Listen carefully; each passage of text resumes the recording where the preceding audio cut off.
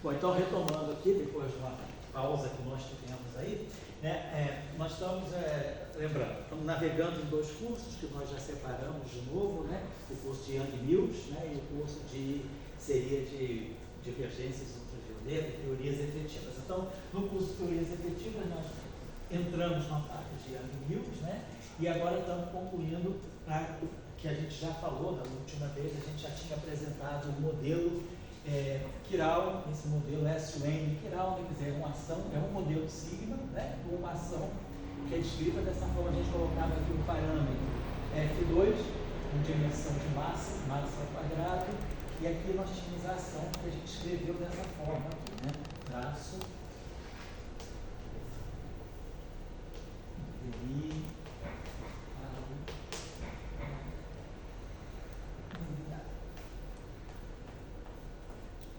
Então, só lembrando aqui, né, a gente está associando esse W aqui, é uma matriz de SUN, né, então, lembrando aqui, esse W aqui é uma matriz de SUN.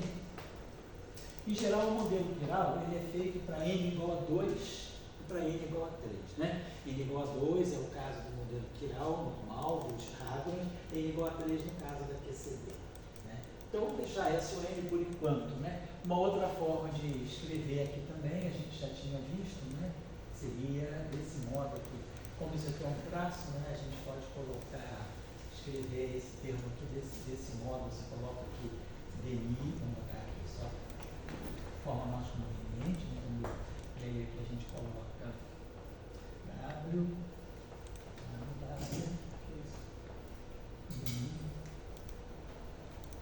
Então a gente coloca aqui a identidade, né, isso aqui coloca aqui a identidade.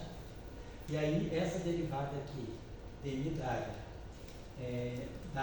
eu posso simplesmente, devido ao fato de que W é identidade, né? Então a gente pode escrever o DI W, né? A gente pode passar essa derivada para cá. Então, eu posso escrever como sendo DI, né? Pode ficar assim, na verdade, eu posso escrever como sendo W, DI W. Então, aqui, faço essa operação aqui, né? Usando aquele fato de que W é identidade. Então, a gente tem DW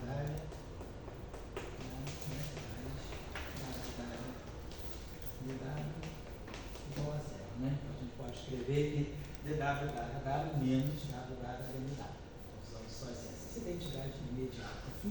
E aí ganha só um sinalzinho menos aqui, né?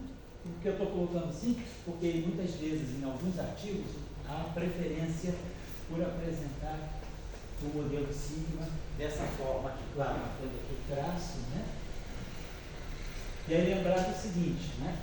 Que nós já tínhamos mostrado, né, em pontos anteriores, que essa relação aqui, né, esse objeto aqui, ele toma valores na álgebra de Lie, apesar do dado ser do grupo, essa combinação total aqui está na álgebra, essa combinação aqui também está na álgebra. Então, como está na álgebra, isso aqui é proporcional a um gerador, isso aqui é proporcional a outro gerador, e aí o traço do produto de dois geradores que a gente formaliza como sendo delta de Kronecker, né, porque o grupo é compacto, não pode normalizar dessa forma. Ou então a gente mantém desse modo aqui, né? Tem então dupla maneira de trabalhar. Em alguns casos é mais interessante trabalhar com essa parametrização, em outros casos com essa parametrização aqui. E a gente tinha mostrado também, né, em acho que uns dois encontros, um ou dois encontros anteriores, que de qualquer forma a gente pode escrever esse traço aqui nos conduz, né, à forma usual do modelo sigma não linear. A gente acaba podendo escrever isso como sendo G e J, aqui, né? E aí, DNIF I, DNIF J. Então, a gente mostra que a partir daquela desenvolvimento, né, dessa expressão aqui na álgebra de Lie do grupo, a gente consegue formar a métrica a partir dos produtos dos campos, né? Lembrando que a gente parametrizou o nosso dado dessa forma exponencial. E aqui a gente coloca aí, vamos dizer assim, os campos FIA e aqui geradores.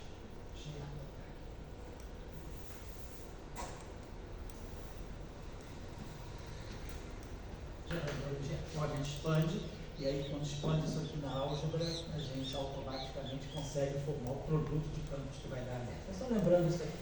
Bom, agora o que a gente precisa ver com mais atenção um pouquinho, que eu acho que é importante em conexão com a fenomenologia, é a questão da simetria, né? Que a gente tem aqui duas simetrias S e N, né? Porque a gente pode, por exemplo, sempre fazer essa transformação, né? Levar o nosso W num W' que vai ser atuado à esquerda por uma certa matriz aqui, vamos colocar aqui, a gente pode chamar uma matriz do left, aqui é a matriz do nosso próprio campo, e aqui o right. Tá, aqui eu só chamando a atenção, né, de novo, né, que normalmente a gente está muito acostumado em física, né, a gente sempre trabalha, mesmo teoria de Young-Mills, né, a gente fala, o grupo de Gauge, mas a gente sempre trabalha com os campos na álgebra, né, a gente sempre coloca, quer dizer, os campos de Gauge, os potenciais de Gauge, estão na álgebra porque eles são proporcionais, né, são acoplados diretamente aos geradores. Então a gente está trabalhando com campos que tomam valores na álgebra.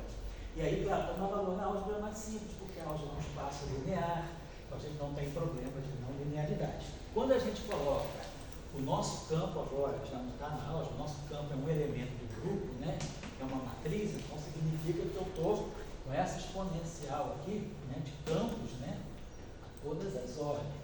Então, é uma estrutura diferente, é por isso que a gente tem que ter, às vezes, um pouquinho mais de atenção quando lidar com esses campos que tomam valores do grupo, né? Então, aqui a transformação, eu posso pegar a esquerda, quer dizer, lembrando que são transformações globais, então, essas transformações, vamos ter que a gente parametrize assim, exponencial de I, vamos tomar parâmetros ômega, parâmetros ômega assim, A, e vou chamar de left, que é o que está no left. E aqui os geradores, vou colocar aqui lambda A sobre 2. Né? Esses geradores, então, se for S2, são as matrizes de cálculo. Se for S3, são as matrizes de grau. E do lado direito aqui, também o grupo SN, né? Então, aqui uma exponencial de ômega right, aqui vamos botar A também, lambda A sobre 2. Então, são dois grupos independentes, né? Então, esse aqui é um.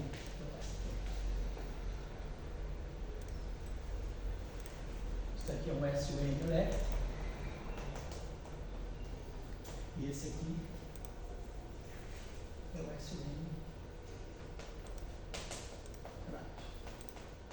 Tá, se a gente coloca isso aqui, então, esse left vai ficar aqui, vai ficar left W, né? Aqui. Ali aqui vai ficar W, o right, né? Então aqui a gente, a gente vai ter o contrário, vai ser right dagger, W dagger, o left dagger, aí o left, W, o right, e aí usando a propriedade do traço, o right que vai estar aqui, pode ser trazido para o right que vai estar aqui, então esse conjunto de transformações aqui simultaneamente, né, atuando pela esquerda e pela direita, é uma simetria global da ação. Então, vou colocar assim, então, SN, né, left, SN, right, né, é a simetria global.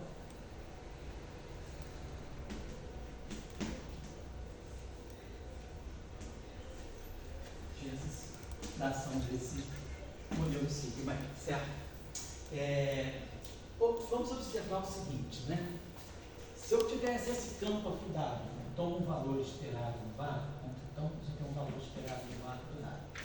Se eu fizer uma transformação, então isso aqui é o valor esperado no vácuo do dado. Digamos que de alguma forma a gente tem informação sobre a configuração do vácuo. Então se eu fizer uma transformação disso aqui, desse vácuo aqui, né? Então eu vou ter dado minha, vai ser left, right. Vamos observar o seguinte, se esse W aqui for a própria matriz de identidade, então isso aqui, significa o quê? Seria a matriz de identidade, né? Como isso aqui é parametrizado como um exponencial, significa que todos os campos seriam zero e a matriz da identidade. Então, se essa matriz da identidade, eu tenho aqui, é como se eu tivesse assim, vamos colocar o seguinte, suponhamos que W seja a identidade de SUN. Então eu teria como se fosse assim, um linha, né? A transformação do vácuo, né? Vai ser o left, o right. Então daqui, ou então eu posso até fazer uma coisa, deixa eu apagar, vai fazer uma coisa mais geral ainda, vamos deixar o W assim, vamos escrever, por exemplo, se eu colocasse, se eu posso escrever, relacionar esse, botar aqui W, botar se a gente relaciona, vamos dizer que a gente relacionasse, para eu colocar a identidade aqui, isso, exatamente, para eu colocar a identidade aqui, o linha, seria o left, o right. Então, estou supondo que nós tenhamos essa configuração de vácuo do campo. Tá? E aí a transformação seria essa. Eu não estou entendendo. O que você está querendo dizer que é a configuração do vácuo? Estou querendo dizer o seguinte, o campo é o W, é a nossa matriz W. Então, em geral, né, quer dizer, você, considerando o campo, se você Esse tem... W não é espinho. Não, esse W não é espinho, esse W, vamos dizer, W em si é espinho zero, porque ele é um campo matricial, ele é uma matriz. Claro que ele é composto, né, quando você faz a parametrização do teu W dentro dos campos, você pode colocar assim, sei lá, vamos colocar os teus campos aqui, seriam campos FIA e gerador em GA. Então você teria campos escalares, né? Mas, na verdade, o teu W é um escalar de Lorentz, é uma matriz, é um escalar de Lorentz. Os teus campos escalares estão aqui. Tá? Então, significa que se todos esses campos aqui, a configuração de vácuo, forem todos os campos zero, a matriz é a identidade. Né? Então, é isso que eu estou querendo dizer. Então, suponhamos que a gente coloque como vácuo, né, que a gente tenha a possibilidade de ter como estado de mínima energia, o W igual à identidade. Então, isso aqui, se o W fosse invariante, né, quer dizer, por W, a transformação do vácuo, então é o L e o R. Que isso aqui, em geral, essas duas matrizes aqui, elas não são inversas uma da outra. Em geral, isso aqui é diferente da identidade. Porque são matrizes, né, de grupos opostos. Né? Então, de grupos diferentes, independentes. Então, eu teria uma quebra da simetria. A gente está quebrando a simetria dessa forma, porque essa configuração aqui, que seria a transformada dela, vai ser diferente do valor original. Então, apesar da ação, o que a gente está dizendo é a quebra espontânea da simetria, apesar da ação ser invariante, essa configuração de vácuo não é invariante. Então, o W igual à identidade, né? Ele quebra a simetria. Se o W, vamos mas de forma que ele não gerasse a matriz de identidade, mas uma matriz mais elaborada, também não quebraria? Poderia, depende. Aí você vai ter que estabelecer uma relação entre o L e o R. Né? Porque, por exemplo, por aqui a gente vê, a gente pode tirar alguma relação aqui, né? Se por exemplo, vamos dizer que o W seja uma matriz genérica, né? Então, pode ser que essa matriz, porque como essa matriz aqui é de SUN, essas matrizes aqui também são de SUN, você pode acontecer de você ter uma invariância do vácuo. Entendi. Tá? Então, depende, né, da forma da matriz. No caso da identidade, fica claro que não. Nós podemos chamar a atenção. Entendi. Certo? Bom, então vamos ver o seguinte. Se é uma simetria, então a gente está dizendo, temos a simetria da ação. Vamos lembrar assim, do mecanismo de quebra espontânea da simetria. Na quebra espontânea da simetria, a gente mantém a ação invariante, mantém o lagrangiano invariante, porém a quebra da simetria vem por causa do vácuo, o vácuo que não é invariante. Então a gente perde a simetria por conta do vácuo. Mas nada me impede de manter a simetria da ação e, portanto, ter correntes conservadas. Então a pergunta que a gente pode se fazer aqui é quais são as correntes, né, devido a essa simetria, né, SUN left, SUN right, devido a essa simetria, qual é a estrutura de corrente? Então, vamos colocar assim, a estrutura de correntes conservadas.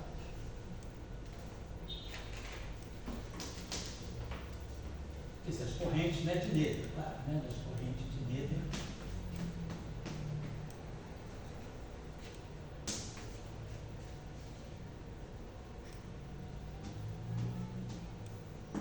Então a gente tem a transformação está aqui. Nós já parametrizamos assim dessa forma. Então, Vamos fazer aqui o seguinte, vamos pegar aqui o delta W, né? Vamos fazer aqui o delta W. Vamos dar a nossa transformação infinitesimal. Deixa eu colocar aqui essa.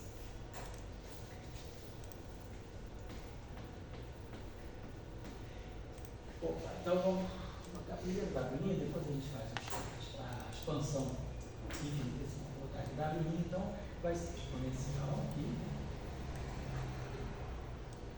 Então, estou colocando dessa forma aqui. E ômega left, aqui os vetores.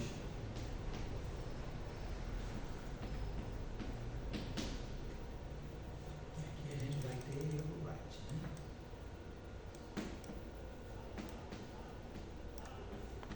Tá certo. Então, essa é a transformação de forma fechada. Então, a transformação infinita, né? Então, vamos fazer aqui a transformação infinitesimal, delta W, né? Vamos primeiro expandir aqui, em primeira ordem, né? Entidade.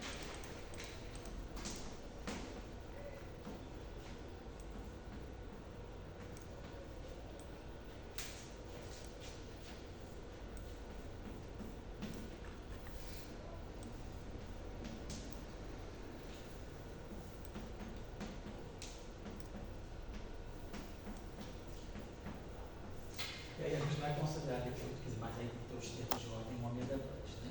A gente não vai estar considerando. Então, o nosso delta W, né? A gente vai ter aqui, vai ser I, ômega left,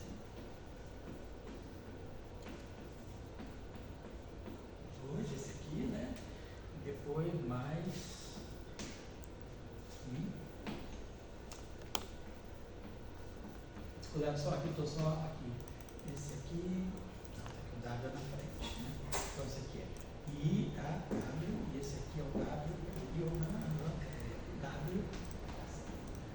Lambda sobre 2, tá certo? Então, faz os termos de ordem. Tá ok, né? Então eu expandi em primeira ordem, né? Para poder tirar o delta W e jogar isso aí na nossa ação, né? Para a gente poder tirar então a invariância. Deixa eu apagar aqui um instantinho. Então, a variação, né? Aqui. José? Fala aí, Bárbara. Pela teoria de grupo, pela álgebra da teoria de grupo, que você pode sempre exprimir até menos de ômega 2. É pela álgebra, porque a teoria de grupo, quer dizer, a teoria de grupo de Lie, né? Ela nos diz justamente isso. O grupo é sempre exponencial da álgebra, e a álgebra é a primeira ordem no parâmetro. Então, você fazendo tudo em primeira ordem no parâmetro, você pode exponenciar o que é primeira ordem no parâmetro e elevar a categoria de grupo. Se você tivesse uma coisa assim, você, campo de Young-Mills, você bota 3, 4 As. A minha, assim você diz? Tipo assim? Isso, vamos assim. Tá, o que tem aqui? E você tem a transformação do Young-Mills, a minha amigo, amigo. Tá, de cada um, você tem a transformação de cada um. De cada um. Você pegaria isso aí só em primeira ordem. Em primeira ordem. E aí você, vamos ver, se você, são campos de Young-Mills, né? Então vamos ver, se você tivesse algo desse tipo assim, sei lá, a MA vai ser menos F, ABC, ômega B, ABC, menos DMI, ômega A. Você está dizendo, que é a transformação típica de Young-Mills. Isso. E aí, quando você fizer essa transformação aqui, você vai fazer delta desse vezes o outro, e assim vai, né? Regra de Leibniz. E você vai manter a variação, quer dizer, a variação de tudo aqui, que vai ter 4 campos, você vai manter sempre a primeira ordem. Não. Se a gente fosse assim, uma álgebra pura, a gente imaginaria que... Multiplicaria, porque observe o seguinte, isso aqui já é infinitesimal. Já é infinitesimal. Já é infinitesimal. Então, quer dizer, se você quisesse considerar ordens mais altas, você já teria que trazer as ordens mais altas daqui. Tá? Antes de você fazer Mas isso. eu digo, né? Assim, então você está falando se tiver uma ordem, vem uma ordem de teoria da álgebra, teoria de grupo, que vai até a óbvio. Agora, eu estou com aquela fórmula ali embaixo. Aqui. E eu quero ver se a outra lá em cima é invariante. Sim. E você não usa toda a fórmula. Certo. Você tem que ser muito macho, né? Você tem que dizer, olha, teoria de grupo é isso. Mas aí, pronto, eu estou entendendo o que você está dizendo, né? Quer dizer, você está dizendo que, talvez se eu não colocar todas as ordens aqui nessa expansão, quer dizer, quando eu fizer esse delta e trabalhar só em primeira ordem ômega, para ver o delta daquele termo quarto, ou seja, pode ser que ele não seja invariante, eu precisaria considerar termos de ordens mais altas. Mas aí está, a ideia do grupo de Lie, como você sabe que o grupo é exponencial da álgebra, e a álgebra é a primeira ordem no parâmetro, se essa grandeza for realmente invariante, ela já vai demonstrar isso em primeira ordem. Ela já vai mostrar isso em primeira ordem. Também tem que ser muito baixo, mas eu não sou. Tá certo. Então faz o cálculo. Bota o matemático faz isso. Não sei, mas digamos, não tem problema. são coisas assim que são sutilezas. Não, claro. Que quando você passa do grupo para a álgebra, sim, certo? Você está definindo bem, você vai até em nome, tá? Uhum. Em qualquer coisa. Se você tiver os 4A aí, vai ter que ir só até em nome, tá? Uhum. E você está garantido isso aí. Eu volto a dizer, você é macho, você vai em frente. Entende? Mas é assim. Entendi. Mas tem certa sutileza Uhum. que a gente às vezes não tem na pista, compreende? Não. Eu acho que isso é uma coisa que todo mundo cai. Uhum. Por isso que eu fiz a pergunta, entende? Sei. É porque, digamos assim, a vantagem da álgebra de Lie, né, quer dizer, justamente é como se você, vamos dizer assim, num espaço curvo, né? Você faz tudo no espaço tangente. Depois, do espaço tangente, você projeta para o espaço curvo em geral. Então, quer dizer, a álgebra de Lie é justamente isso. O grupo de Lie é um espaço curvo, né? O grupo de Lie é um manifold, né? É um espaço em geral, um espaço não linear. No caso, quando o SO2 é uma 3 esfera. O grupo SO2, você representa ele topologicamente por uma esfera S3, né? S3, né? Você tem a soma dos módulos quadrados da matriz, né, de SO2, né, vai dar 1. Né? Então, você tem a tua matriz de SO2, ela vai ter sempre essa estrutura, alfa star, beta, menos beta star, onde alfa e beta são complexos. Então, isso aqui é a cara geral de uma matriz SO2, mas como ela é SO2, ela é especial. Então, o determinante dela é 1. Então, quer dizer, você tem real de alfa ao quadrado mais imaginário de alfa ao quadrado mais real de beta ao quadrado mais imaginário de beta ao quadrado igual a 1. Então, você tem 4 parâmetros, né? Real e imaginário, né? De alfa e de beta. Então, você tem 4 parâmetros, mas esses 4 parâmetros estão ligados por essa relação. Então, essa relação aqui vai me definir uma esfera tridimensional. Então, você tem esfera tridimensional que é o teu grupo. Cada ponto dessa esfera pode ser associado a uma matriz do grupo, né? Agora, quando você vai para a álgebra, o que você está fazendo? Você está pegando o espaço tangente dessa esfera. Então, você vai estar...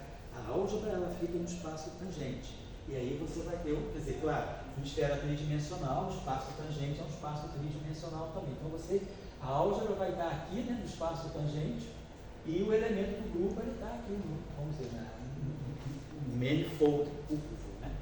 Então, é por isso, aí você faz tudo no espaço tangente, e depois você pode projetar no espaço curvo. É a mesma coisa que a gente faz aqui. Você faz tudo no exponencial da álgebra e depois você exponencia. Quer dizer, você trabalha com o expoente, que é a primeira ordem ômega, e depois você exponencia. Quer dizer, isso, né, a gente faz isso corriqueiramente, mas na verdade, como você falou, isso é sutil.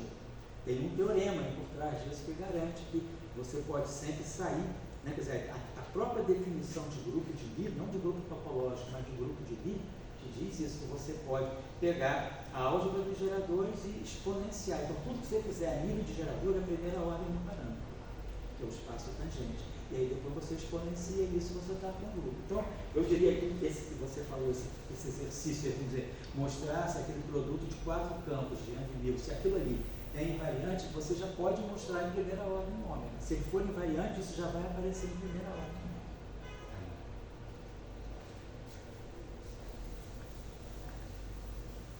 Bom, isso aí não tem livro. Oi? Isso aí, nessa mistura de teoria de grupo com teoria de redes, acaba a gente não aprende. Não, entendi. São coisas que vão aparecendo no trabalho, né? Mais do que no estudo do livro, assim, vamos ver, né? Aparece mais no trabalho. Então vamos lá. Nossa ação, né? Avaliação. Eu estou esquecendo a integral, tá? Avaliação da ação, supondo que tem uma integral aqui, né? Então ela vai ser, tem o F2, né? Nós temos aqui o F2, né? E aí a gente vai ter dmi, então a gente vai ter dmi delta W d'área vezes, bom, tem um traço também, né? Então eu vou fazer o seguinte, eu vou botar assim, delta essa, para não ficar carregando tudo, ele vai ter o F2, vai ter a ação, né? Integral de volume aqui no espaço, e vai ter o traço. Então vamos estar trabalhando aqui dentro. Vamos estar trabalhando aqui dentro do traço. Então vamos lá. Então o primeiro termo do traço, que é o primeiro termo vai ser dmi, quer dizer, o que nós estamos fazendo? Uma variação da ação induzida pela variação, né, pela transformação de gauge, né, pelas duas transformações. E a partir, né, da variação da ação, a gente vai fixar a conservação. Então a gente vai ter dmi delta W vezes dmi mais dmi dmi delta W. Vou fazer assim. Então, vamos fazer a seguinte coisa. A gente vai querer liberar, né? A gente está querendo formar justamente a corrente, né? Então, aqui a gente vai ter os parâmetros que a gente vai querer selecionar. Vamos dizer o seguinte, a gente pode escrever isso aqui como sendo, botar assim, posso botar o dmi, vou botar assim, posso escrever desse modo aqui, dmi, vou botar assim, se a gente colocar assim, dmi, delta W d'área, dmi W. Estou colocando tudo dentro de uma derivada, e claro, agora eu vou substituir aqui menos, né? Delta W d'área, dmi W.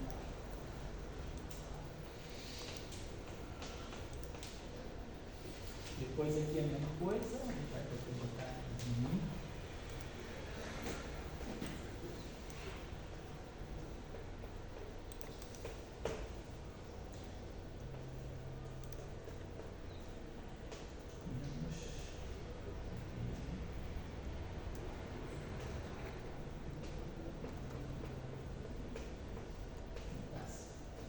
Vale a pena a gente escrever dessa forma, né? A gente deixou duas derivadas desse cara aqui, aqui a gente tem as duas derivadas desse cara aqui, tá?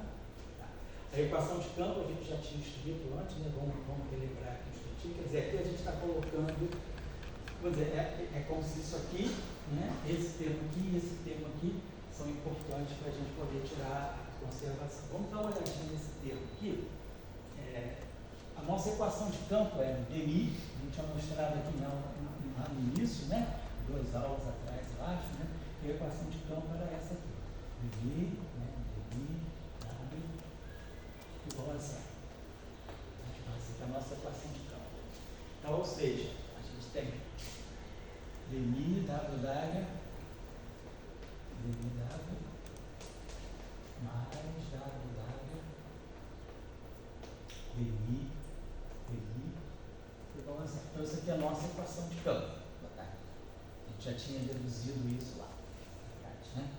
Então, em termos desse tipo aqui, W d'área, aqui a gente tem delta W d'área, dmi, W d'área, eu também posso, claro, tirar o conjugado dessa equação aqui. Mas eu tenho sempre duas derivadas aqui, né? E aqui eu vou ter um produto de duas derivadas. Então, usando a equação de campo, né? A gente iterando essa equação de campo, tanto aqui quanto aqui, né, e a gente sabendo quem é o nosso delta W, a gente pode mostrar que a nossa corrente aqui, tem diferentes formas, né? Claro, a gente mostrar a corrente de meio, né? A gente pode ir usando, quer dizer, faz a variação da ação, usa a equação de campo na variação da ação e pega as correntes conservadas através do delta S igual a zero. Ou então também, uma coisa que a gente faz normalmente, é quando a gente pega a corrente de Noether, que é o teorema de Noether, em geral ele é local, né? Então o teorema de Noether local, ele fica dessa forma aqui, deixa eu colocar rapidinho, só para lembrar uma coisa. Então esse aqui é o teorema de Noether na forma global, em princípio, né? Então aqui a gente vai ter, vamos colocar assim, parâmetro, né, o parâmetro da transformação, vamos dizer assim, gerador, campo. Vamos dizer, o parâmetro, delta phi vai ser o parâmetro e o campo. Então, quando a gente expande isso aqui, né, então a gente vai ter a corrente em si, a gente vai ter a derivada, vai ter o parâmetro e a corrente conservada, dI, né? São parâmetros for constantes, estou colocando parâmetro constante. dL, dE, dφ, e aí aqui o delta φ, vou colocar assim, o parâmetro, gerador e o campo. Então, o parâmetro saiu, gerador e o campo. Então a gente tem aqui essa estrutura aqui, isso aqui é a nossa corrente, assim, o nosso JI, se a gente tiver aqui geradores εA, então a gente tem aqui a nossa corrente. Se a simetria é local, então a gente vai ter essa derivada do parâmetro também, para poder derivar essa expressão. E essa expressão aqui sai geral, independente se o parâmetro é global ou não. Se o parâmetro for global, ele sai e a gente obtém imediatamente a corrente conservada. Se o parâmetro for local, né, se a gente tem a simetria local, a corrente que é global, ela vai estar se acoplando, né, ao parâmetro. Então, é uma outra forma da gente também tirar, né, a corrente dele. A gente, mesmo que a simetria seja global, né, a gente imagina a simetria local, sem precisar introduzir os campos de Gauss, imagina a simetria local, e a corrente de nele, ela vai se acoplar sempre à derivada do parâmetro. Então, é uma outra forma que a gente tem de ver. Então, deixa eu parar aqui. A gente pode fazer isso aqui. Bom, vamos optar por fazer isso aqui. A gente tem a simetria global, vamos colocar aqui as variações dos campos com os parâmetros e vamos tirar as derivadas. Os termos que vão aparecer com as derivadas, né, dos parâmetros, eles vão estar automaticamente definindo para nós as correntes. As correntes conservadas, elas são as correntes que se acoplam à derivada do parâmetro. Esse é o teorema de Leibniz, né, na forma local. E aí, se for global, a gente imagina local e para pelo menos ler a corrente, a gente lê usando esse método.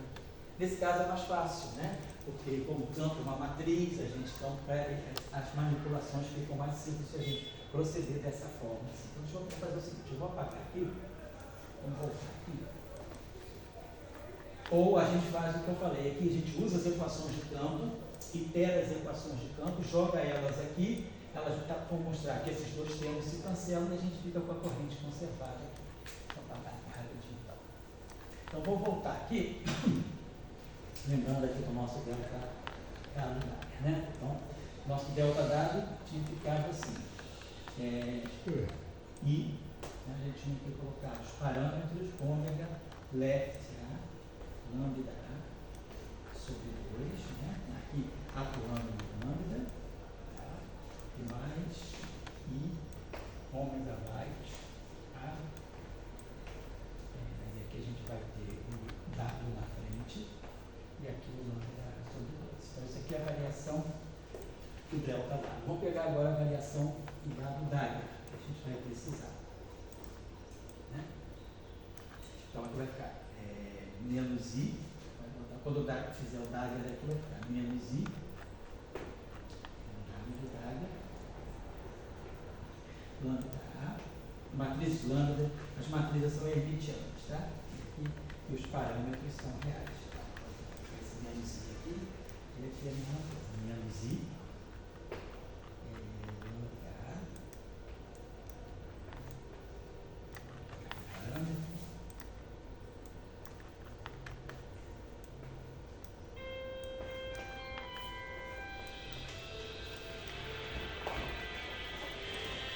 então tá certo, né? A gente pegou o W pela esquerda e o pela direita, tá certo? E aqui quando eu peguei o W, aqui eu vou lá. Troquei para cá, assim, ter cuidado com a ordem. Aqui o lado tá certo. Então vamos lá. Então a gente vai DI o delta W. Então vai ser aqui. Então a gente vai poder aqui produzir dois tipos de termo, né? Quer dizer, vamos ter a derivada desse cara e a derivada desse aqui. Então vamos ficar sobre. Eu vou fazer o seguinte, como a gente tem o left e o right vão caminhando juntos, né? A gente vai fazendo para o left e para o right a gente vai ver depois que a gente vai só separar o parâmetro ômega y. Então vamos lá. Então, quando eu fizer a variação aqui desse cara aqui, a gente vai ter menos I. Então, vai estar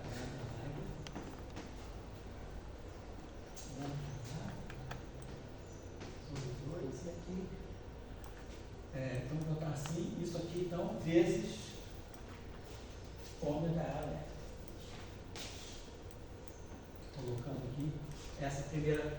Então, o que nós estamos falando? Nós estamos dizendo que nós vamos querer ler a corrente, né, quando a gente tiver a derivada dos parâmetros. Então, a gente está supondo, então, só como um instrumento de trabalho, um método de trabalho, que esse parâmetro que possa depender, possa ser local para a gente ver o coeficiente dele se a corrente conservada. Então, a gente agora vai pegar a derivada dele aqui. Então, a gente vai ter o termo agora que vai ser menos I.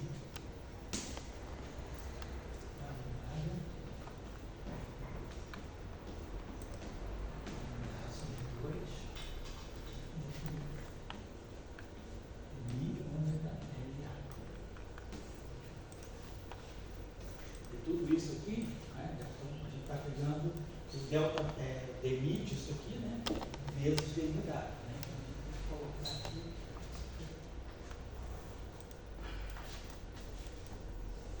A gente está pegando isso aqui, ó.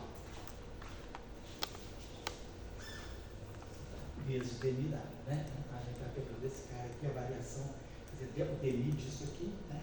Os dois termos, tem o termo, aqui é só o termo com left, depois tem o termo com right ali também.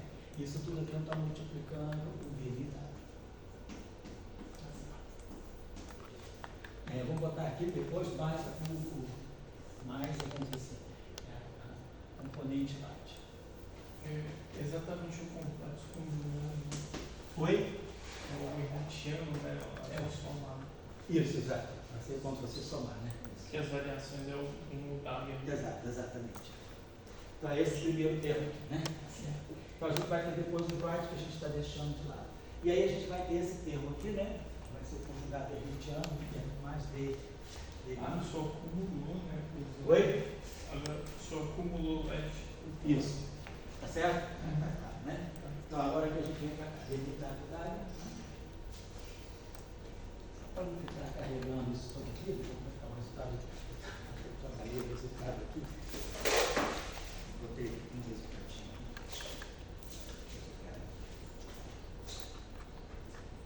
Aí aqui deriva o delta bar. Então a gente vai ter, de novo, então a gente vai ter derivada desse cara aqui, né? Então a gente vai ter I ômega left sobre 2 unidade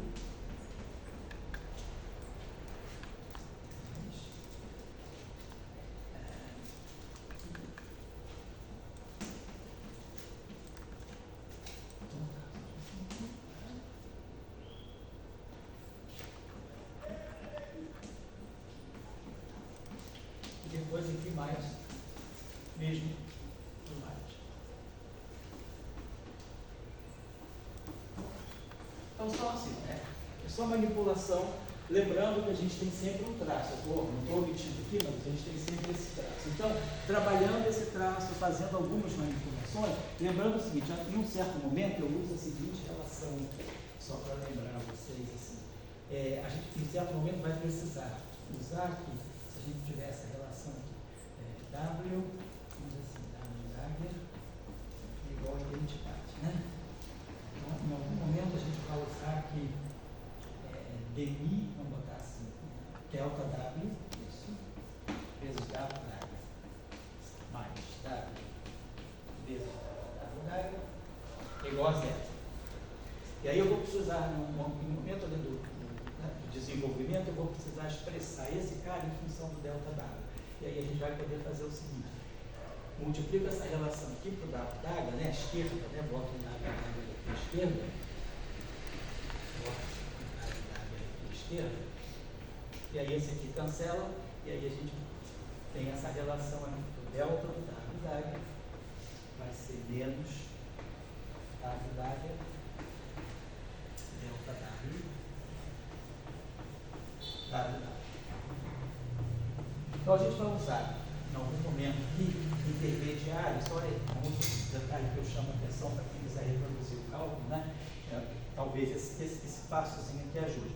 Eu vou usar essa relação aqui, e aí, claro, vou combinar com a propriedade de ciclicidade dos traços, e aí eu cheguei a essa relação aqui.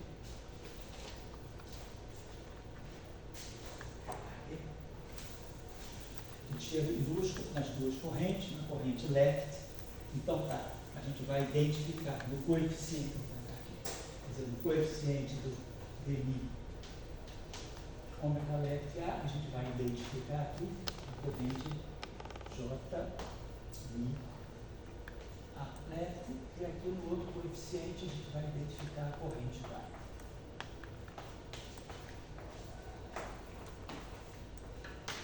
Então a corrente que a gente vai achar aqui vai ser a seguinte.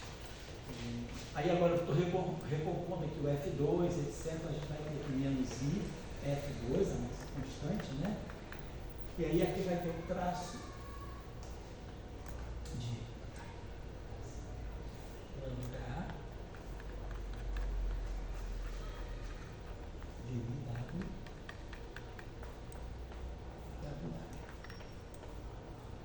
Então assim, então essa aqui é a corrente que ficou para nós no setor left. E a corrente do setor right, ela sai para nós e F2. Aí é só lembrar o seguinte, né? Porque aí tem o sinal, a diferença de sinal vem por causa do W d'área, que vai estar do lado direito. Então, aí eu vou ter que uma hora ter que tomar o conjugado complexo, né? O hermitiano conjugado da transformação. Mas é a mesma coisa. Então, o lambda A aqui, e a diferença é que aqui vai aparecer o W d'área na frente. O W d'área está sempre na frente, o V d'área depois. Então, quer dizer, conclusão. O que eu estou querendo dizer? É que a gente obtém essas duas correntes fazendo. Então, tem dois métodos de fazer. Ou a gente mantém o método tradicional, né, faz a variação da ação, usa a equação de campo dentro da variação da ação, identifica as correntes de nível, ou então faz um procedimento também tradicional, que é até o mais usado em geral. Você pega a corrente de nível, supondo que o parâmetro não é constante, e aí o coeficiente da corrente de nível, coeficiente da derivada do parâmetro, justamente a corrente. Então, a gente tem essas duas correntes. Então, o que isso aqui pode ser interessante? A gente pode formar, então, duas correntes no final. A gente pode formar uma corrente vetorial, né, que vai ser, vamos dizer, a corrente, vamos colocar assim, botar aqui no V maiúsculo, né? Essa corrente aqui está indicando que essa corrente é a corrente vetorial. A corrente vetorial nada mais é do que a soma da parte left com a parte right, né? Lembrando, por que isso, né?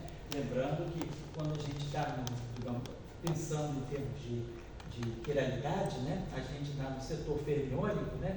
A corrente vetorial, quer dizer, quando a gente tem o termo de massa, a gente tem o right barrado left mais left barrado right, vamos colocar assim. Então, quando a gente soma o left com o right, né, eu estou colocando o left e o right em pé de igualdade. Então, a gente tem a corrente vetorial. Então, a corrente vetorial é dada, em geral, por isso aqui, a parte left mais a parte right. Ela trata as duas partes em pé de igualdade. E a corrente axial, vou botar aqui um A maiúsculo, corrente axial, ela trata, né, quer dizer, ela separa a parte left da parte right por meio de um sinal. Então, nós temos a parte left e a, né, menos a parte right. O que é quiral, né, na verdade, a gente faz isso, a gente pensa assim, né, o gama, psi barrado, gama mi, né, psi. Então, quando a gente pega essa corrente aqui, é a corrente vetorial. Então, a corrente vetorial ela copa left com left, mais right com right. Ela é diagonal, né? Então ela mantém a velocidade, mantém a integralidade. E a corrente axial, quando eu coloco aqui o gama 5, vai manter a mesma estrutura, só que vai aparecer um símbolo menos aqui por causa da matriz gama 5 atuando no psi right. Psi left é alto valor de gama 5 com alto vetor com alto valor mais 1, e o right é alto vetor com alto valor menos 1. Então na corrente espiral fica o left menos o right, e na corrente vetorial fica o left mais o right. É isso que a gente está fazendo aqui. A gente compõe essas duas correntes, né? E aí, se a gente olhar bem, quando eu somar o left com o right, a gente vai ter esse sinal menos e esse sinal mais. E aqui eu vou ter essa troca de ordem. Então, na verdade, a corrente vetorial ela vai pegar para nós o comutador. Então, a corrente vetorial ela vai naturalmente selecionar o comutador, né? E esse comutador é importante porque isso aí está justamente colocando na aula. Deixa eu jogar.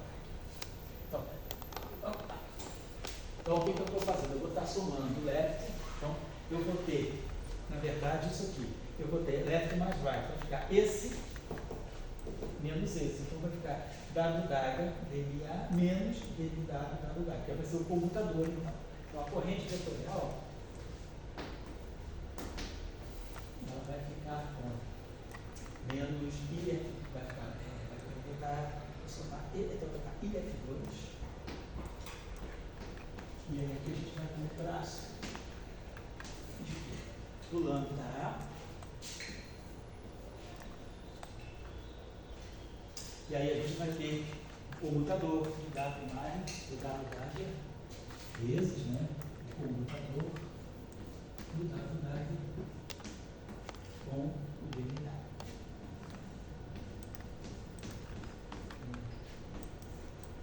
Certo? E quando eu pegar a corrente axial, quando eu pegar essa menos essa, eu vou estar botando um sinal menos aqui, então eu vou ficar produzindo naturalmente o anticomutador na corrente axial.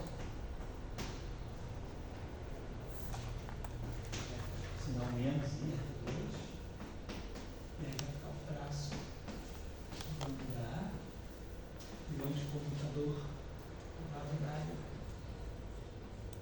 com o DNA.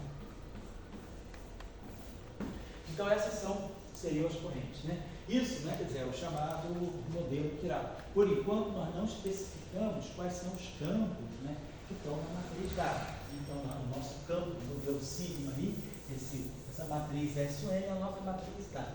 Vamos supor o seguinte, vamos supor que eu esteja falando do caso, do caso SUN em geral, vamos deixar por enquanto SUN. E se a gente expandir o nosso campo, né, dessa forma exponencial, é muito comum, o que a gente faz? O que a gente já viu nas discussões anteriores.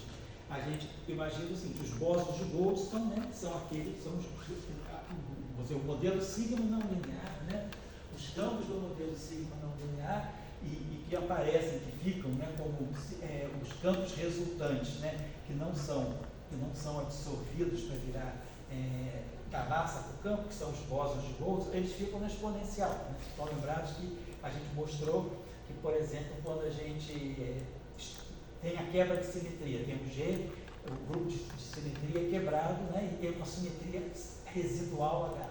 Então, os bósons de Goldstone, eles estão em G, mas não estão em H. Quer dizer, os geradores H, né? Atuando, né, nos bósons de Goldstone, eles vão deixar então, a variação, né? Quer dizer, a variação do vácuo vai me dar justamente os bósons de Goldstone, que são aqueles que estão em G e não estão em H. Os geradores, né, são quebrados, estão todos em G. Então a gente coloca os bósons de Goldstone aqui na exponencial. Então normalmente a gente coloca, por exemplo, no caso do SU3, o octeto de pios, a gente coloca o octeto, né, o octeto de mesos, que tem os mesos pio, kappa e o Rho e a partícula ômega, eles ficam no octeto. Então a gente coloca aqui, por exemplo, vamos colocar aqui os campos, vamos chamar assim esses campos de fiar, né? Vamos chamar de fiar, lambda sobre o rosto. Então aqui,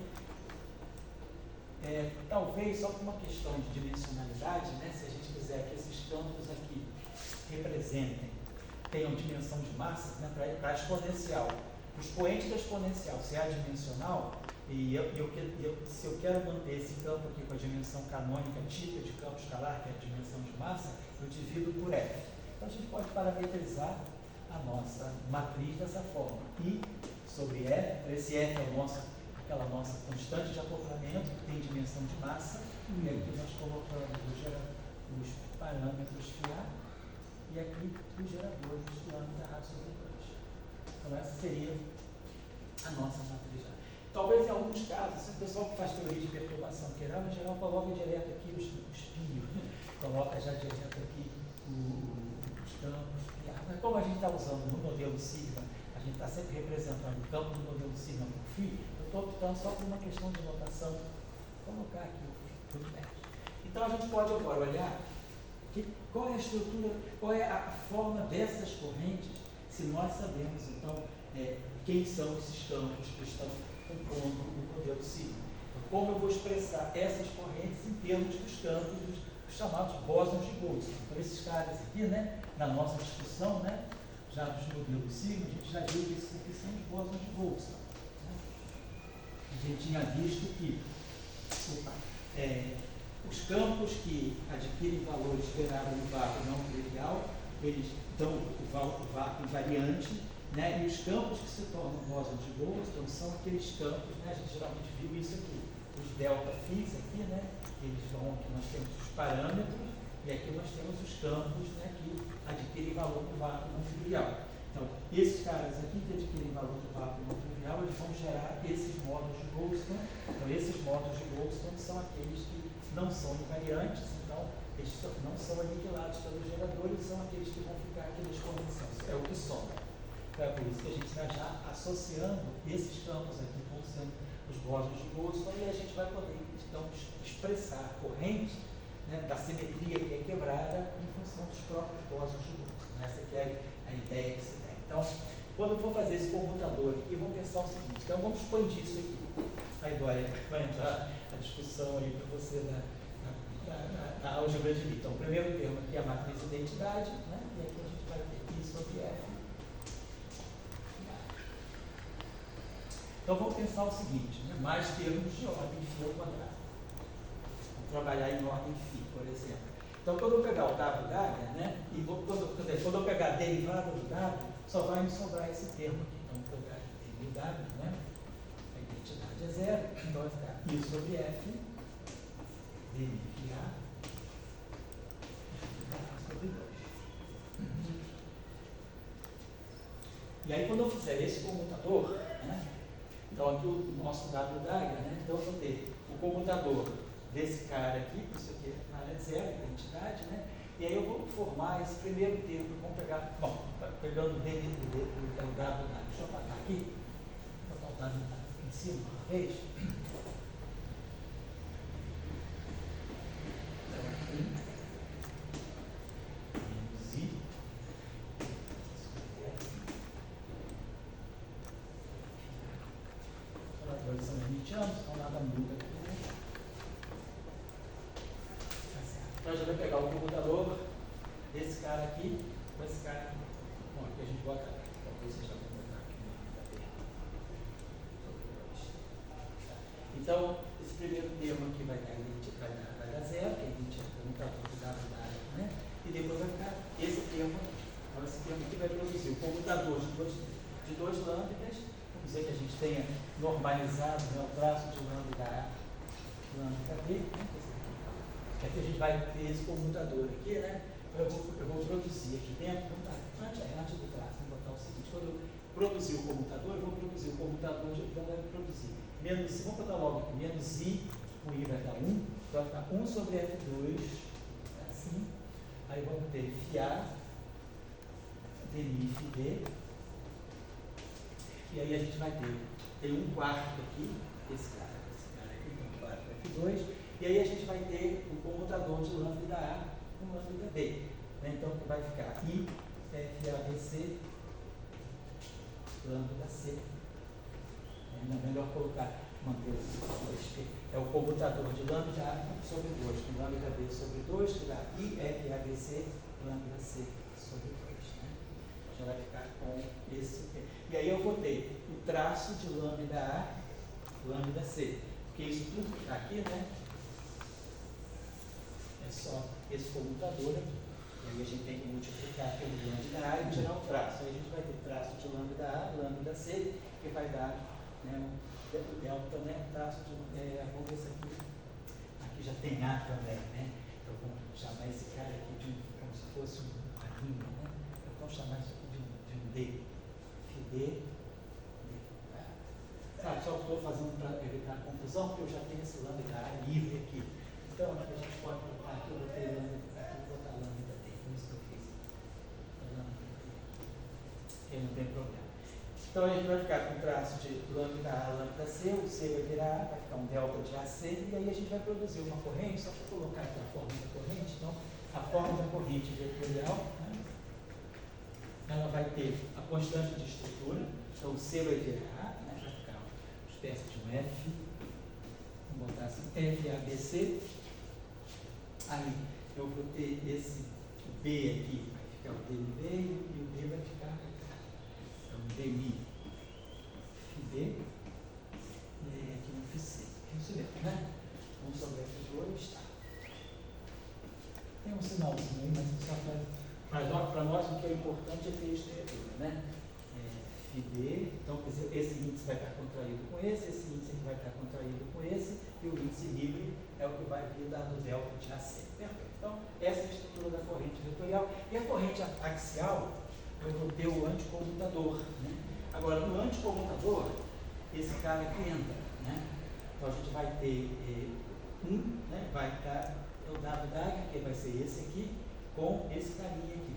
Então, eu vou ter esse anticomutador aqui, que já vai ser de ordem φ ao quadrado, e vou ter esse termo aqui. Quando eu pegar esse anticomutador aqui, desse cara, né? Eu vou ter lambda B, né? E aí eu vou ter o traço de lambda A, lambda B, tá? Então vai ficar muito mais simples. A corrente axial vai ficar simplesmente assim.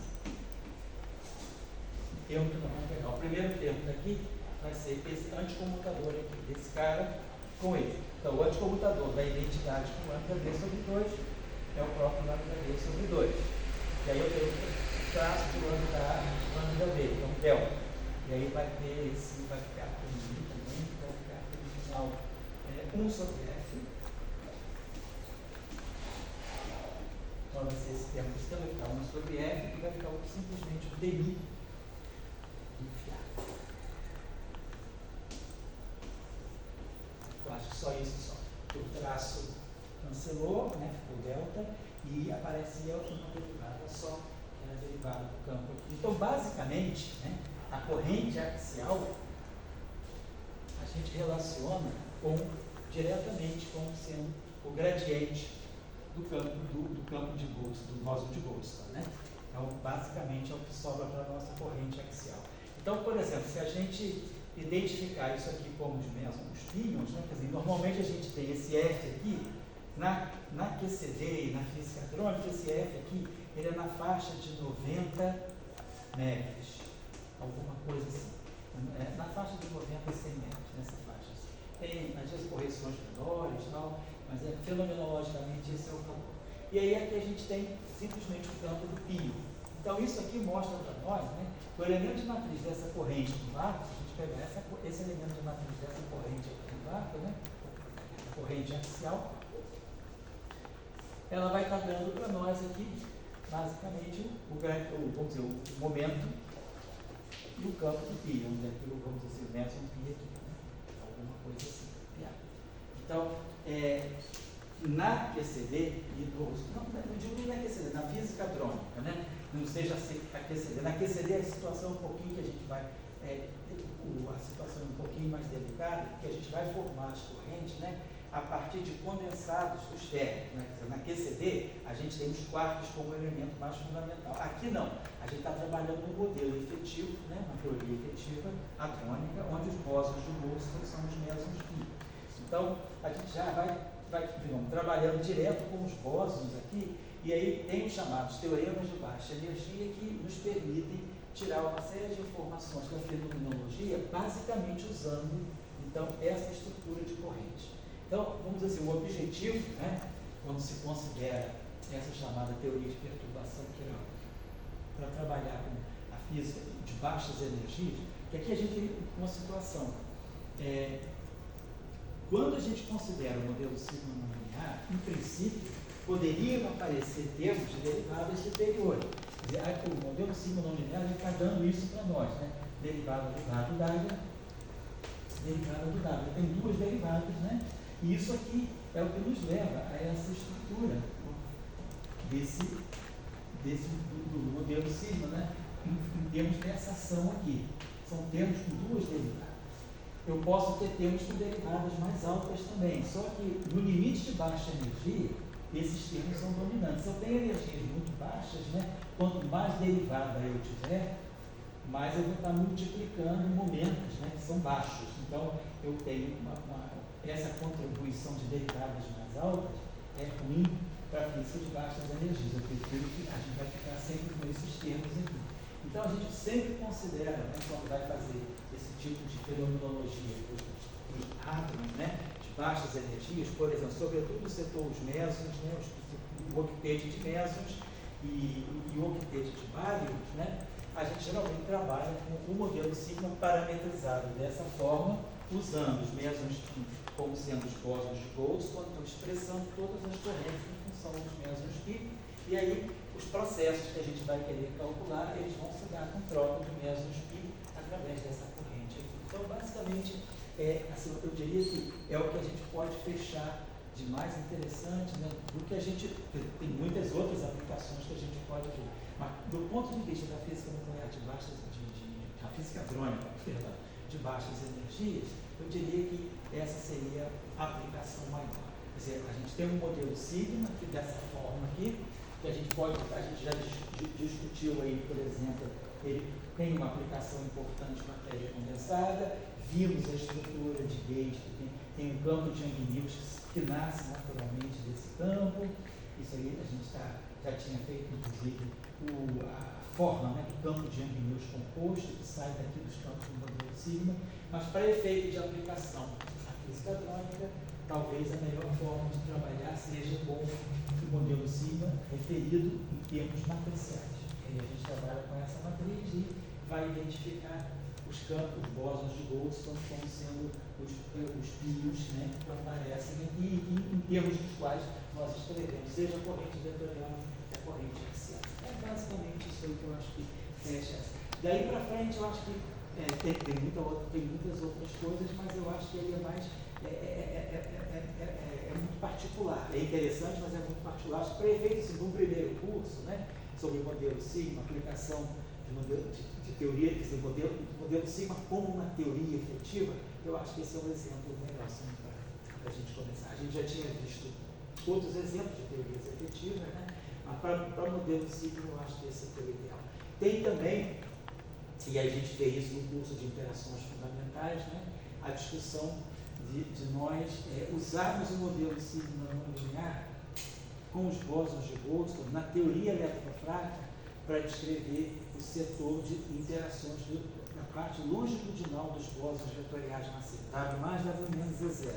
A massa deles vem, né, daquela espontânea de simetria, então a parte longitudinal deles são exatamente os bósons de Goldstone, que seriam, né, os bósons de Goldstone em teoria que era de simetria global, não local. E aí a gente pode usar essa parte, né, quer dizer, esse modelo sigma não linear, a gente tinha falado sobre isso, só recordando rapidamente, né, quando a gente pega o setor de Higgs, né, o potencial de Higgs, que a gente, em geral, pode escrever dessa forma assim, né, a gente pode botar, normalmente a gente faz assim, tem que ter um Mi2, né, módulo de φ ao quadrado, é o doblete, né, e aqui mais lambda sobre 4, né, módulo de φ a 4. A gente normalmente pode introduzir esse termo desse modo aqui. A gente pode fatorar isso aqui e escrever da seguinte maneira: lambda, módulo de φ ao quadrado, menos mi ao quadrado. Porque o Mi2 é negativo. Isso aqui é o quadrado. Então a gente escreve o termo quádrico, o termo quadrático e depois o termo constante.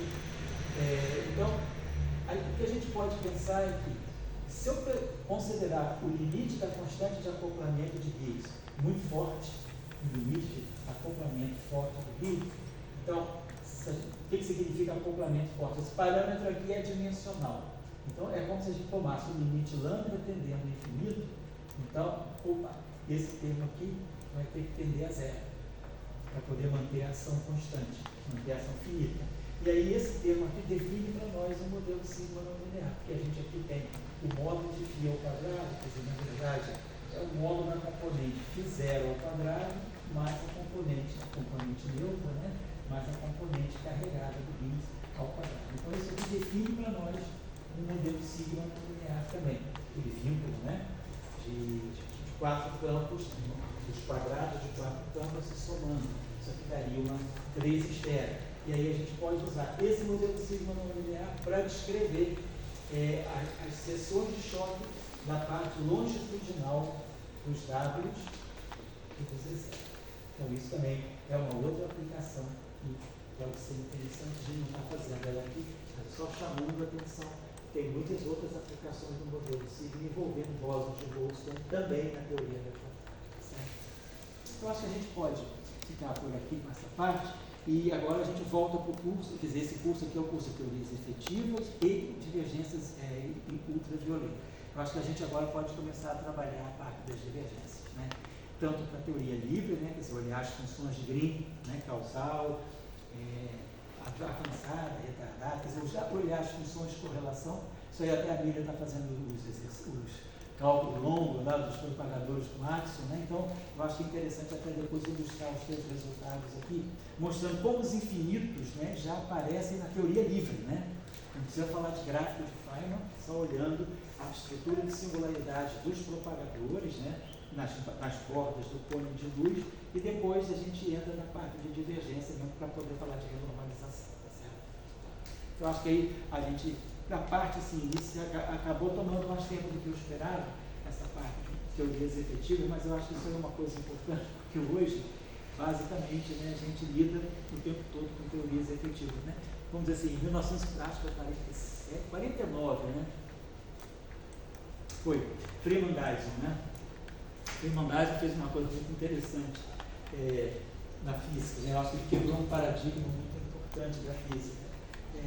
Pelo seguinte, até assim, mais ou menos até a década de 30, a gente pensava sempre assim, a física teórica vai numa direção, a física experimental ela vai dizendo qual física teórica é boa, qual teoria é boa. Então você usa o critério do experimento para definir uma teoria, vamos dizer, para definir ou para eleger uma teoria ou para desqualificar uma proposta, né? Freeman Dyson, ele quebrou esse paradigma, ele falou o seguinte, fora a experiência, é um pouco na linha do Dirac, fora a experiência, é a teoria que vai decidir qual teoria é boa. Como, né? Lembrando que período esse? A coisa não é anacrônica, nós estamos em 1949, a QED está se firmando, 46, 47, 48, Tomonaga, Schwinger, Feynman e Freeman Dyson, né? O Dyson só não levou o prêmio Nobel da QED junto com eles porque ele era o quarto autor, na verdade teria que ser 3, né? Mas o que o Dyson faz? O Dyson diz o seguinte, não, a gente vai ter um novo critério para definir se uma teoria é boa. Uma teoria é boa se ela satisfizer certos requisitos teóricos, né, consistentes. Por exemplo, causalidade, localidade, renormalizabilidade, unitariedade e covariância de Lorentz, uma teoria relativista. Então, dizer, se uma teoria satisfaz a esses 5 testes, né, o teste da localidade, o teste da causalidade, renormalizabilidade, unitariedade e simetria relativista, essa é uma boa teoria. E aí ele diz, a QED é uma boa teoria por isso. Se uma teoria não satisfaz a isso, não precisa nem pensar no experimento. É a própria teoria que está dizendo qual teoria é boa. Isso aí, de uma certa maneira, é uma quebra de paradigma, porque você tira, os caras não gostam, mas a gente tira o poder do experimento. A gente diz, a teoria é uma argumentação teórica que vai definir qual é a boa teoria. Então, eu acho que a partir daí, né, e isso aí vinha também um pouco na linha do Dirac, que uma teoria tem que ter um mínimo de princípios e ser consistente, independentemente do teste experimental. Isso é o que o Dirac dizia, né? Então, eu acho que vale a pena a gente também meditar um pouco sobre isso, né? Porque a gente está numa era agora, né, em que, basicamente, é a teoria que define qual teoria que sobrevive. O experimento está, claro, vem, a gente tem o LHC, tem os experimentos também, né, extraterrestres, aí, os experimentos com as plataformas espaciais de observação, James Webb, Hubble, né, e outros, né, Planck, né, mas, assim, o Freeman Dyson, ele trouxe para, vamos dizer, para a física teórica, né, vamos dizer assim, uma argumentação teórica, uma argumentação mais forte do que diz respeito a qual teoria vai ser validada ou não. Então, a validação da teoria é ela satisfazer a um certo número de requisitos, né? No caso, aí, vamos dizer, esses 5 que a gente falou, né? Então, agora, por que as teorias efetivas são importantes, né? Porque, justamente, segundo Freeman Dyson, quer dizer, ele foi rígido, para ele, né, vamos dizer assim, as teorias tinham que ser renormalizáveis. E aí, o Weinberg, né, chega no início da década de 80, liberando um pouco esse vínculo, dizendo, não, a teoria não precisa ser renormalizável, nem precisa ser finita. A gente pode trabalhar com teorias efetivas. A gente fixa um cutoff, né? Então a gente pode fazer física até um certo limite de energia. Com aquela teoria, ela funciona bem até aquele limiar de energia, e a partir dali eu tenho que buscar uma outra teoria, buscar o que a gente chama a completeza ultravioleta dessa teoria.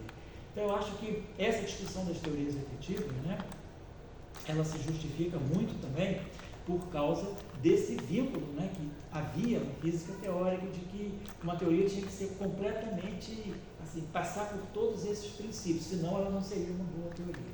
E aí eu acho que a ideia do Weinberg faz um pouco na contramão do que dizia o Freeman Dyson, né, e dizer, não, mesmo as teorias que aparentemente devam ser descartadas, elas podem ser aproveitadas como teorias efetivas, né? Então eu acho que a gente vive a era das teorias efetivas. Se a gente for olhar bem, nenhuma teoria hoje é fundamental, né? Todas as teorias são sempre limitadas por um certo limiar de energia. Então eu acho que essa discussão... Fala aí. O passo adiante... Fala um pouquinho mais alto, só sobre a gravação. O passo adiante se depende muito do Dirac.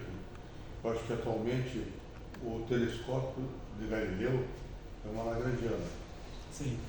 Se você não tiver esse telescópio, quem descobre o Higgs não é um experimento. É a lagrangiana que vai funcionando o telescópio para isso. Agora, a questão, quando você trabalha com qualquer teoria, você tem que ter consistência interna. Seja a teoria sociológica, sexualidade, tem que ter uma consistência interna. Entende? Então, essas 5 consistências internas, elas foram retiradas do estudo da teoria de campo, histórico do estudo da teoria de campo. Então, se você tem uma lagrangiana, que é o seu telescópio, aquele telescópio tem que estar ajustado, os parafusos lá, etc., para ter essa consistência interna. Eu acho que, por exemplo, o desafio, certo? A nossa época pegou muito o desafio da renormalizabilidade. E eu acho que a história que ainda sobra é a questão da finitude. Pode ser que você não alcance, mas a verdade é que uma teoria tem que ser finita. Então, essas 5... Você diz finita antes da renormalização mesmo, sem precisar renormalizar. Eu acho que, vamos dizer, agora, como entra a teoria efetiva, eu não sei, até hoje não entendi, tá? Eu não entendi. Quando a Miriam dela... Está nas tuas mãos, hein? Eu tenho uma teoria de eletromagnética finita. Finita. Que nem supersimetria finita, você pode ter teoria finita. Se esse é o grande ingrediente de uma teoria, é uma discussão sempre. Acho que o grande ingrediente de uma teoria são os princípios físicos, as entidades físicas, o que ela está atendendo. Agora, a questão que a nossa geração aprendeu é que você tem que ter um número saudável. Porque o número que você está gerando tem que ser saudável. E aí que vem essa coisa de ser renormalizável, de ser finito. E eu tenho muito medo do pouco que compreendo do efetivo, é que ela faça uma certa misturada, sabe? Bota farinha, bota não sei o que lá, não sei o que lá, e você acaba não conseguindo entender o que a tua teoria está querendo dizer. Sim. Por exemplo, a tua teoria quer descrever a carga elétrica, então você vai lá ver as próximas que tem, o que ela bota, né? Você estava falando de carga elétrica. Eu acho que sempre a gente tem que tomar cuidado o que é subir a montanha e o que é ficar no meio da montanha fazendo muita feijoada. Sei. Eu te digo o seguinte, eu não entendo bem a teoria efetiva, já li o aula, e eu não sei se ela é uma feijoada. Sei. Agora, a gente, digamos assim, claro, não é o que a gente espera, mas vamos pensar o seguinte, a gente às vezes pode querer exigir muito, né, de uma mesma teoria, porque, vamos dizer, essa teoria ela tem que ter o limite infravermelho, vai dar para o limite de baixas energias, vai para o limite de altas energias. Então, às vezes, a teoria, você está interessado numa faixa de fenômenos que pode varrer da tua teoria só, vamos dizer, a parte dela de baixa energia, ou então a parte de alta energia. No caso da QCD, para nós, né, é interessante varrer a parte de altas energias por causa da liberdade assintótica. Por causa da liberdade assintótica. Né? Então, na liberdade assintótica, você pode fazer teoria de perturbação com um certo conforto, né? Então você vai olhar, você vai tirar o máximo de, vamos dizer, de proveito que você puder da parte de do setor de altas energias. Já se você vai para o setor de baixas energias, aí você tem toda a discussão do confinamento, toda a discussão das divergências infravermelhas, e aí a coisa pode não ser muito interessante. Então, acho que uma teoria efetiva também é importante, porque você pode, é como se você pensasse o seguinte, né? Imagina que você tem uma fruta muito legal, mas que ela tem espinho e tem caroço, né? Você vai tirar a semente, vai tirar o espinho e vai ficar com a polpa. Você tira a polpa da teoria. Então, às vezes a teoria efetiva, ela simplesmente vamos dizer assim, é um recurso que você encontra para tirar daquela teoria o que ela tem de melhor numa faixa limitada de fenômenos. Isso não é proibido, vamos dizer. Agora, não é a teoria completa. Mas o que eu acho, sabe, José, é o seguinte, se você olhar sobre aspectos, como dizer, esse pessoal que trabalha com religião, fundamentalistas, o que é uma teoria? É um corpo. Certo. Então, uma teoria é um corpo. Você consegue entender a natureza a partir daquele corpo. Sim. Então, o natural, ele é visto no telescópio daquele corpo. Aquela teoria, sobre o ponto de vista daquela teoria. Eu não tenho experiência em física para falar de cada corpo. Mas eu acho assim que o medo que eu tenho da feijoada é muito grande. Então, você está falando, por exemplo, em QCD. A QCD, a alta energia, ela tem a liberdade assintótica e tem problema infravermelho. O problema infravermelho não é a baixa energia, é a alta energia. Então, daí vem você pergunta, vem cá, cara, então a QCD é uma teoria consistente? Eu não sou o cara que vou responder isso, entende assim? Mas que tem uma alta consistência sobre o Dignalaxter, né? Aquela coisa que aconteceu, altas energias, a liberdade assintótica, mas também tem uma inconsistência, a altas energias tem problema infravermelho. Quem devia discutir era o Taylor com o Gross, com não sei o que lá, não vai ter, nós aqui vamos fazer. Mas você só está querendo dizer o seguinte, você no corpo teórico, você tem um corpo, de repente você vê lá no seu braço tem um câncer, tem alguma inconsistência no seu corpo. Então, ou você vai tratar aquele câncer lá no teu dedo. Então, é um pouco, vamos dizer, esse jogo dos homens mentais. Os homens, eles criam corpos teóricos, eles vão buscar inconsistência nesse corpo teórico. Você viu muito bem a anomalia, seu livro de anomalia. E daí, não, então isso aqui começa a ser bom, porque tem todas as consistências.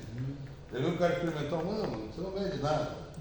Daí começa muita coisa que a gente está pensando aqui, Mano, eu só volto a dizer, eu tenho medo, não, porque a grande coisa em física é construir corpo teórico. Não é à toa que tem 100 mil gente fazendo física e ninguém sai de Maxwell, Dirac e Einstein. Tem 1000 gente fazendo física. Mas por quê? Porque esses caras conseguiram botar um corpo teórico que você não consegue. Então, eu só resumindo isso. Eu tenho medo da feijoada. que é a teoria efetiva. Eu não conheço teoria efetiva assim para estar dando. Não, tudo bem, mas é o opinião. mexer a feijoada. Entende assim? E feijoada não é. A grande coisa de física é corpo teórico, cara. Isso ninguém pode negar, porque você fala até hoje do Maxwell, que aquelas 4 equações eram corpo. Entendeu? Então você fala até hoje. Pode ter uma coisa lá meio Maxwell, mas aquele corpo você não pode mexer. Entende? Então é só isso. Jandir, só. Não, eu ia comentar que o Freeman Dyson não tinha doutorado. Não tinha o quê? Ele não era doutor. Não sabia não. Ele só tinha mestrado. fazer o doutorado. Não, Freeman Dyson não chegou a fazer o doutorado. Não chegou a saber. Ele foi um grande crítico. Ele era um cara de Princeton, inglês. E ele sempre foi um cara muito crítico. Entendeu? Assim, então, dele que eu aprendi uma coisa que às vezes a gente não aprende. A gente aprende, por exemplo, QED, que o Feynman disse que a QED é perfeita, aquela coisa que a gente recebe. Ele disse que a QED não acrescentou nenhuma ideia nova a Marx. Ele falou que, e o Gross agarra muito isso, que isso nos anos 60, assim, né, quando estava estudando interação forte, que por quase uns 100 anos não ia descobrir interação forte. E daí que o Gross vai saber que descobriu a liberdade assintótica. Então ele era desses caras, assim, que como tem num nível inferior a ele, hoje, aquela Sabine, Aquela alemã. são pessoas que são críticas do sistema, entendeu? Assim, só que ele era um cara da normalização, ele atuou lá em cima, entende? Então essa coisa de ser crítico ao sistema, não, calma lá, isso pode ser uma feijoada, entende? Assim, talvez até por isso ele não tenha se interessado tanto de fazer doutorado, assim, o cara, assim, ele era basicamente autodidata, né? Então, quer dizer, o cara não precisava desses ritos, né? Para poder falar o que ele falava e concluir o que ele concluiu. Ele era um cara que realmente sabia, né? Ele se agarrou muito no Schwinger, tá? Exatamente, ele gostava do Schwinger. Sabendo sobre a teoria efetiva, eu estou me perguntando se não é isso. Fala um pouquinho mais alto. Da teoria efetiva, né? Se isso não é tudo que a gente pode fazer, né? Porque se olha a história da física, por exemplo. Fala mais alto que eu também não estou. Se você olha a história da física, por exemplo, né, o comportamento de escala da natureza sempre te mostra coisas que você não esperava. Né? Então, se você vai para a quebra de paradigma da mecânica quântica, né? Colocou toda uma nova gama de pensamento. Exatamente, mudou até tudo. A macro escala também. Né? E não seria meio presunção hoje, em 2025, 2024, 2025, né? Propor uma teoria que a gente chama de fundamental. E aí, a gente não sabe a que escala da natureza a gente vai poder acessar daqui a 20 anos. Então, que teoria fundamental é essa que não sabe qual a próxima escala que vai vir? Né? O que é fundamental, né? Hoje, quer dizer, quantas teorias já foram fundamentais, né? A própria pode parecer até novas simetrias por aí. Exato. Acrescentando o que ele falou, eu não sei o que vocês acham, mas depois do Kenneth Wilson, não seria certo dizer que toda teoria efetiva, toda teoria de campos, eu penso que sim. Até o modelo padrão. Eu adoto esse ponto de vista aqui. O modelo padrão, sobretudo, é uma teoria efetiva. Esse, então, tadinho. Porque tem aquele sonho da teoria fundamental que você escreve lá e vai fazendo limites e vai recuperando tudo. Né? Isso, acho que caiu um pouco o corte, porque eu ia comentar isso, lembrei agora. Você falou de renormalização. Eu não sei nem falar isso. Renormalizabilidade. Isso. Então, se você levar. Eu, aluno, fui levar isso muito a sério, aí fui ver Bosonic Strings. Aí você pega ação lá, tem ação de Poliakov, não sei o que, aí você vai. O negócio tem que ser normalizado, aí você tem que ver que tem que ter, sei lá, 20 e tantas dimensões, 27, né? 20. Você acha que é uma previsão, né? Você, o aluno burro, né? Que não lê nada, ele fala assim, não, tem que ser renormalizado. Acho que caiu um pouco isso, né? Sim. Essas coisas foram Isso aí caiu um pouco, exatamente. Justamente, eu acho que o Weinberg liberou um pouco quando ele fala, não vamos olhar as teorias como teorias efetivas, não necessariamente renormalizáveis, mas que dão uma certa extensão de energia, resultados compatíveis, né? Então, acho que é um pouco isso. Eu acho hoje em dia também, assim, Mas ele não não tem fala. teoria efetiva, não tem teoria fundamental. Eu acho que é tudo teoria efetiva. Fala, vai. O Weinberg, primeiro eu perguntaria para você como aluno da CISA, se você não fosse normalizado, Nossa. ou era, né? Entendi. Como é que você vê, de repente aparece o Weinberg, que era contra também, e se torna renormalizado, efetivo. Daí a pergunta que vem para nós, assim, vamos dizer, como diz Natália, alievos, né? Assim, vem cá, essa teoria efetiva, ela aparece porque você não conseguiu renormalizar e encontrou um canto da história, entendeu? E ela viola o corpo de uma teoria. E quando você pega aquela turma lá de Trieste, o que eu entendo lá, por exemplo, aquele lá que é lá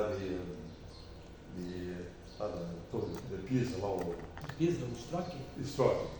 O Strock, ele funcionava a cabeça dele no corpo teórico, não tinha essas coisas assim. E muito mais porque o resultado experimental era a validação do corpo teórico. Mesmo o Toninho, todo aquele pessoal. Daí vem a pergunta que eu faço para você. Certo? Você que viveu aquele ambiente, e depois o Weinberg aparece, o Weinberg tem uma força, né, de provar tudo. Então, assim, como é que você vê? Você acha que, como é que você vê essa uma hora, assim,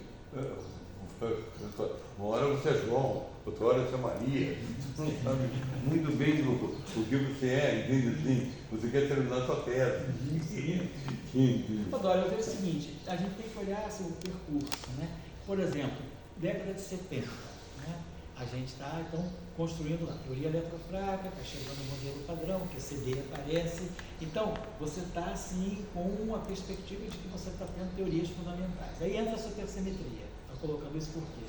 Aí vem a supergravidade. Aí, quando vem a supergravidade, quer dizer, a supersimetria já dá os primeiros exemplos, vamos dizer, de uma teoria de Yang-Mills finita. Perfeito.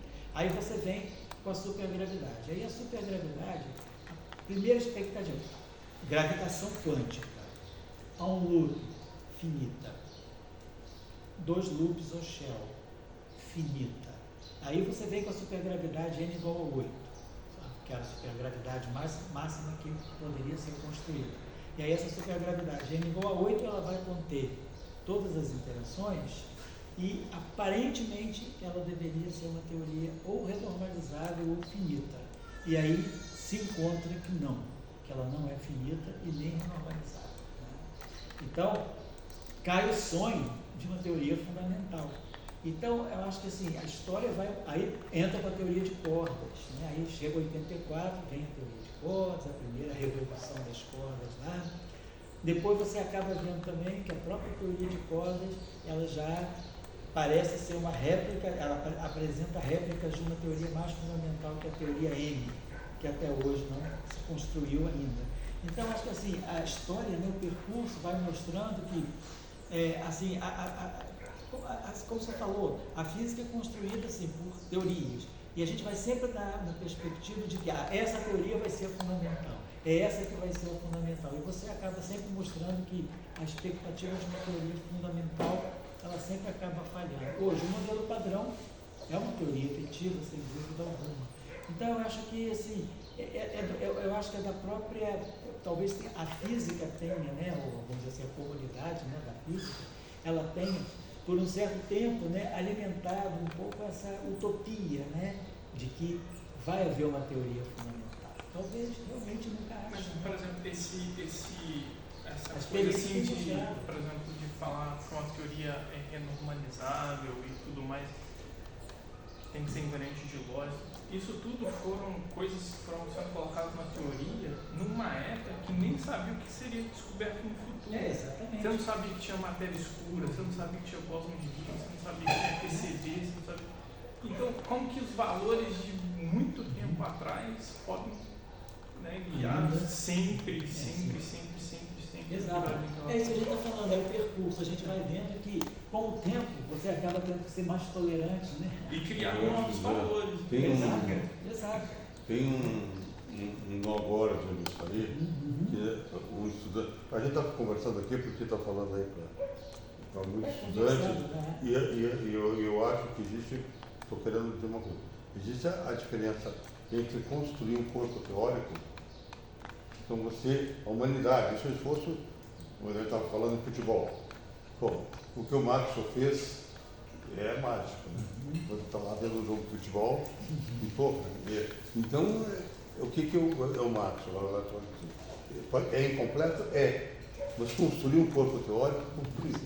Você não vai, você pode ir além de Marx, entendeu assim? Mas você não pode negar Marx. Não, certo. Agora, quando se pega essa super, não sei lá, que apareceu depois, é uma outra discussão. Então, eu só quero dizer o seguinte, Marx ou Dirac, vamos chamar assim, são corpos teóricos, você pode, esperando você ir além. Então, isso é muito fundamental a pessoa entender, porque isso é que faz física. Isso é a essência da física. Agora, depois tem a feijoada. A feijoada é gostosa, todo mundo gosta. Manda a feijoada, o que eu acho é que ela tira críticas. Você tem que ir além de Marx. Ela está estudando além de Marx? Não, além de Marx. Então, vai ver o que ela está fazendo além de Marx. Então, agora, uma coisa é daí você começar a botar eletromagnetismo efetivo para lá, para cá. Você é um estudioso disso, do Heisenberg, outro tipo. Olha, então, é legal. Você precisa foto auto-inteligente, não linearidade, mas é feijoada. É feijoada. Marx precisa ser não linear, precisa. Agora, não misture feijoada com isso, essa é a minha opinião. Entendeu assim? Porque a gente aqui no estudante, somente vocês aqui no Brasil, vocês não têm o nível de discussão que é importante ter em física. Física, hoje em dia, é uma bolsa de valores do pensamento. Tem 100 mil caras fazendo física no mundo. Todo mundo inteligente e mais inteligente que a gente. Pode ser certo, assim, preparado, etc. Mas com narrativas. Em cima. Então tem uma bolsa de valores. Então essa bolsa, uma época você era efetiva, era zero, outra época a bolsa explode, não teria efetiva. E como é que fica o estudante? O cara que está apostando em teoria efetiva, lá de Harvard, onde é que for, ele está ganhando bolsa, porque aquilo está lá. Tem um grande valor de bolsa, atualmente ele está fazendo, então ele está ganhando as bolsas de dinheiro que precisa para continuar a vida. Então eu acho, pessoal, estou falando disso assim, porque a gente aqui no Brasil tem muita dificuldade de entender a física sobre o aspecto de narrativas, de polêmica, de contradições. Sei. E daí tudo aquilo que dá paper, é considerado como válido. E não é verdade isso. Dentro da história fundamental da física. Então, dentro da história fundamental da física, eu só vejo que ficou Marx, Dirac e Einstein. Sei. Tudo isso que a gente pegou, tá, Witten, etc., são narrativas, são estudos, ninguém está querendo dizer que é melhor. Mas são estudos que não entraram no mundo. Daí o cara vem, não, agora eu vou botar mais feijoada. Pô, daí você faz uma mistura. Isso que eu estou querendo falar, sabe? Acho que, por exemplo, o meu ponto é basicamente o seguinte, né? Talvez daqui a 1000 anos olhem para o Dirac, para o Einstein, para o Maxwell e tenham a mesma pena que todo mundo tem do Aristóteles hoje em dia, enquanto ele falava de física. Sabe? Talvez tenha uma quebra de paradigma que esses caras... Sabe? Então, o que eu acho que talvez tenha que se apegar à teoria efetiva por isso, né? Porque o que a gente pode fazer agora é isso. Marx é um corpo teórico. Daqui a 1000 anos podem fazer e vão fazer Marx não linear, Marx, mas o corpo teórico de Marx vai ser mantido. Essa é a minha opinião. Entendeu? Porque é um corpo, eu estou vendo futebol aqui. Como é que eu estou vendo futebol aqui? Como é que eu estou vendo? Alguma equação deve estar por aí. Tem que ter uma equação, né? Eu estou vendo futebol. Onde é que foi buscar a equação? É Marx. Né? Entende? Assim, então, eu acho que esses corpos teóricos, assim, são grandezas da humanidade. É uma grandeza muito grande da humanidade. Eu acho que o estudante tem que entender isso. E daí o estudante tem que dizer, bom, tem a grandeza da humanidade e agora tem o bolsa de valores de pensamento. E eu vou ter que entrar também em bolsa de valores de pensamento. Entende? Um dia a Petrobras vale tanto, outro dia vale menos tanto, entende? E assim são essas coisas que aparecem. Você pegou essa supergravidade, era a resposta final. Não era. E era, assim, era a ação mais valiosa do mercado na época, era a Kaluza-Klein Supergravity, né? Supergravidade, a Kaluza-Klein era, vamos dizer assim, era a bolsa, era a ação mais forte. Depois veio a teoria de cordas, né, que também durou um tempo. Quer dizer, é oscilante o mercado, realmente tem um mercado de que as teorias crescem, sobem, descem, né, de ação, né, assim, valor, né, no mercado da física. Hoje, por exemplo, a gente está com uma coisa muito isotrópica, né? A gente não tem assim, uma hegemonia muito forte. Se você olhar bem, a gente tem assim, é um período assim, de teorias efetivas. O que é forte hoje é a teoria efetiva, né? Seja a teoria F de R, né? Gravitação, teorias de gravitação modificadas, né? Teorias de eletromagnetismo modificadas. Então, a gente hoje, né, no mercado de ações hoje, está em cima da teoria que dá para descrever energia escura, para descrever matéria escura. Então, você está precisando, para descrever, aí você introduz Axion, introduz Dark Photon. Então, é o mundo das teorias efetivas. Né? Mas eu acho que já tem uma coisa, a diferença da nossa geração para a geração do você, é que, vamos dizer, antigamente você aparecia supersimetria, aparecia supergravidade, e assim foi indo, entendeu? O José pode falar, o Salan falava que essa Kaluza-Klein, essa Dimension, ia dominar por 200 anos. 200. Bom, 5 meses depois, mas quem é você? Você está ali como um bolsista, você vai falar que o cara que é prêmio Nobel, quem é você? É difícil. Então, eu só quero dizer o seguinte, o que aconteceu, que todas as propostas de modelo que aconteceram, a partir de 74, todas não cumpriram o que prometiam. E hoje começa a se cair no vazio. Mas o pessoal não admite que caiu no vazio. Eles ficam jogando feijoada. A feijoada está tudo, né? Está tudo ali. Pega para cá, pega para lá, o resultado tem. Não sou contra a feijoada, estou falando que você pega qualquer resultado que seja numa feijoada. E não critica por que as teorias não deram certo. Esse é o grande problema da física. O grande problema hoje da física é entender por que desde supersimetria, não sei o que lá, não deram certo. Eu acho que a física, hoje em dia, ela vive uma grande crise. Aquelas coisas que dizem que o capitalismo tem crise, a física está em grande crise. Mas só que, vamos dizer, vocês aqui recebem uma física colonizada. Então, os caras colonizados, tipo Inácio, todo esse pessoal, eles têm papers, o sistema do céu funciona. Você vai ver um discurso daquela mulher do Sena, diretora Fabiola, né? O modelo padrão está perfeito.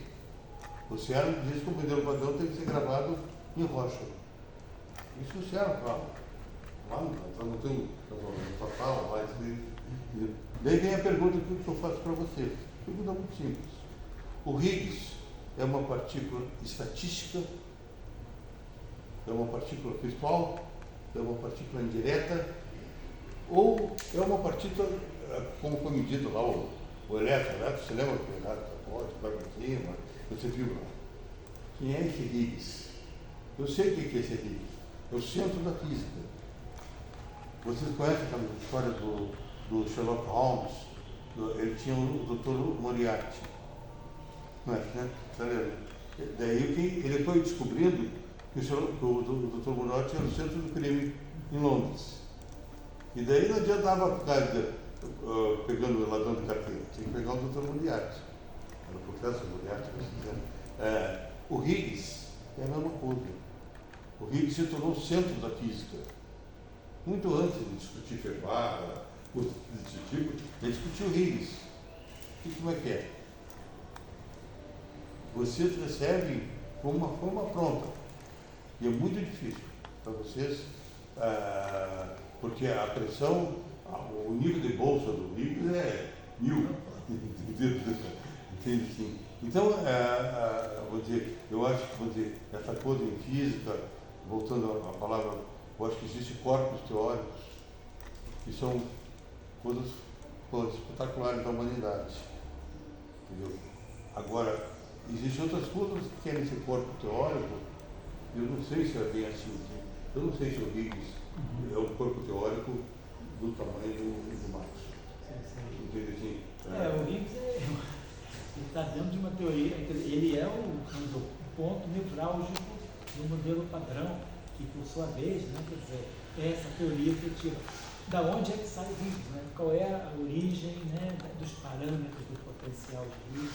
Isso tudo está muito em aberto. Então, eu acho que a gente tem, sabe, eu não sei se a física está vivendo uma crise, se é realmente uma crise, ou se é um acúmulo muito grande de resultados que a gente tem, e a gente fica desorientado. Você tem muitas frentes diante de você. Hoje a gente tem experimentos de todas as matizes. Tem experimentos que estão mexendo com a nossa área, né, de partículas e campo, na matéria condensada. A matéria condensada, ela já está trazendo resultados. A astrofísica, a cosmologia, a física de partículas. Então, é um acúmulo de resultados muito grande, né, de frentes muito diferentes. E aí, assim, para onde correr? Né? Qual é a prioridade? Eu acho que a física, talvez, mais do que uma crise de valores, ela está com uma crise de prioridade. Como você falou, seria o caso de parar para ver por que as teorias sobre as quais ele depositava tanta expectativa não floresceram, por supergravidade, teoria de corpos, né? São todas teorias em andamento, né? Então, quer dizer, será que é uma crise de valores, né? Ou de conteúdo, ou é uma crise de prioridade? Porque são tantos os problemas, aí você tem problema da matéria escura, problema da energia escura, testando a relatividade geral. Tem, assim, muitas frentes que estão sendo testadas e a gente fica, qual é a prioridade, afinal de contas? Mas aí eu só vou dar uma resposta final. Sim. Eu teria uma resposta que eu chamaria marxista. Sim. Quem foi Marx? Marx foi uma coisa que ele priorizou a leitura do momento histórico. Então, em 1848, ele diz, olha, manifesto sobre capital e trabalho. Tá? O que acontece, vamos dizer, hoje em dia?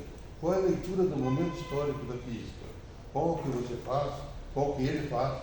Você é estudante, mas você já está na hora de ter cabeça de fazer a leitura. Qual é a tua leitura do momento histórico?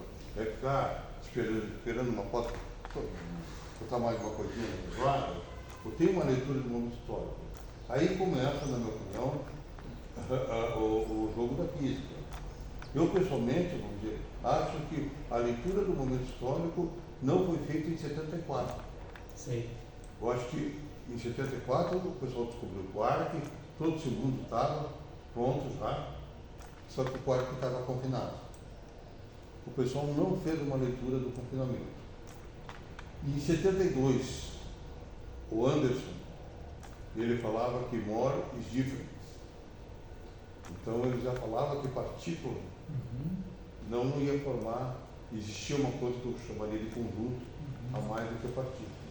Então essa é a minha leitura do momento histórico. A partir daí você vai ter que fazer equações, você vai ter a tua variando, o teu ciclo, todas aí que você fala, entendeu assim. Mas eu acho que sem leitura do momento histórico, não, sem dúvida. como você falou, tem uma série de coisas muito bem trabalhadas, etc. Mas é um espectro enorme e você não consegue entender o que é esse espectro. Você vai de Istambul para Roma e não entende que está dentro de um planeta. Entende assim? Exatamente, essa é a questão dos nossos tempos. E assim, até ser estudante hoje, assim, né? Entrar na carreira hoje, não é fácil, né? Porque assim, você está pegando por onde entrar, né? No nosso tempo era muito mais simples, a gente tinha questões muito mais limitadas, eram 2 caminhos, você não tinha muito. Hoje em dia você tem um caminho muito amplo, né, cara? Então, assim, eu acho que a física está passando por essa crise de prioridade mesmo. O que priorizar? E assim, aí tem toda uma questão política também de, vamos dizer assim, jogos de poder das instituições, questão de prestígio, né, está cada vez mais forte na física, né, prestígio de instituição, prestígio de revista, né, a gente já começa a ver as próprias revistas assim, criando um mercado competitivo terrível, né, então isso tudo vai tirando tem a mais-valia também. Tem a mais-valia. E como, né? E aí, o tempo todo, né? O pós-doc, né, coitado, ele está gerando mais valia o tempo todo, né? Ele está se fazendo em cima dele. Então, assim, a gente cada vez mais, assim, a pressão, né, é tão grande, assim, que realmente essas questões, qual é a leitura do momento histórico, quais são as questões de prioridade máxima que vão ajudar a gente a superar esse momento, isso fica para depois, ou para nunca, né? Porque a questão é publicar e garantir, assim, o prestígio das instituições, né? O prestígio das revistas, né? A pressão é cada vez maior. Eu acho que se ausentaram as lideranças, sabe? Você pega, vamos dizer, lá, Harvard, aquele cara lá de Harvard, Harman, sei lá. Fanny Hamedi. Princeton. Institutos Avançados. Instituto Avançado. Ele é uma liderança ou é um apostador de bolsa? Entendeu assim? E assim começa a ser, na nossa época, era muito mais simples, talvez. O salário era uma liderança. Ele nunca apareceu como um apostador de bolsa.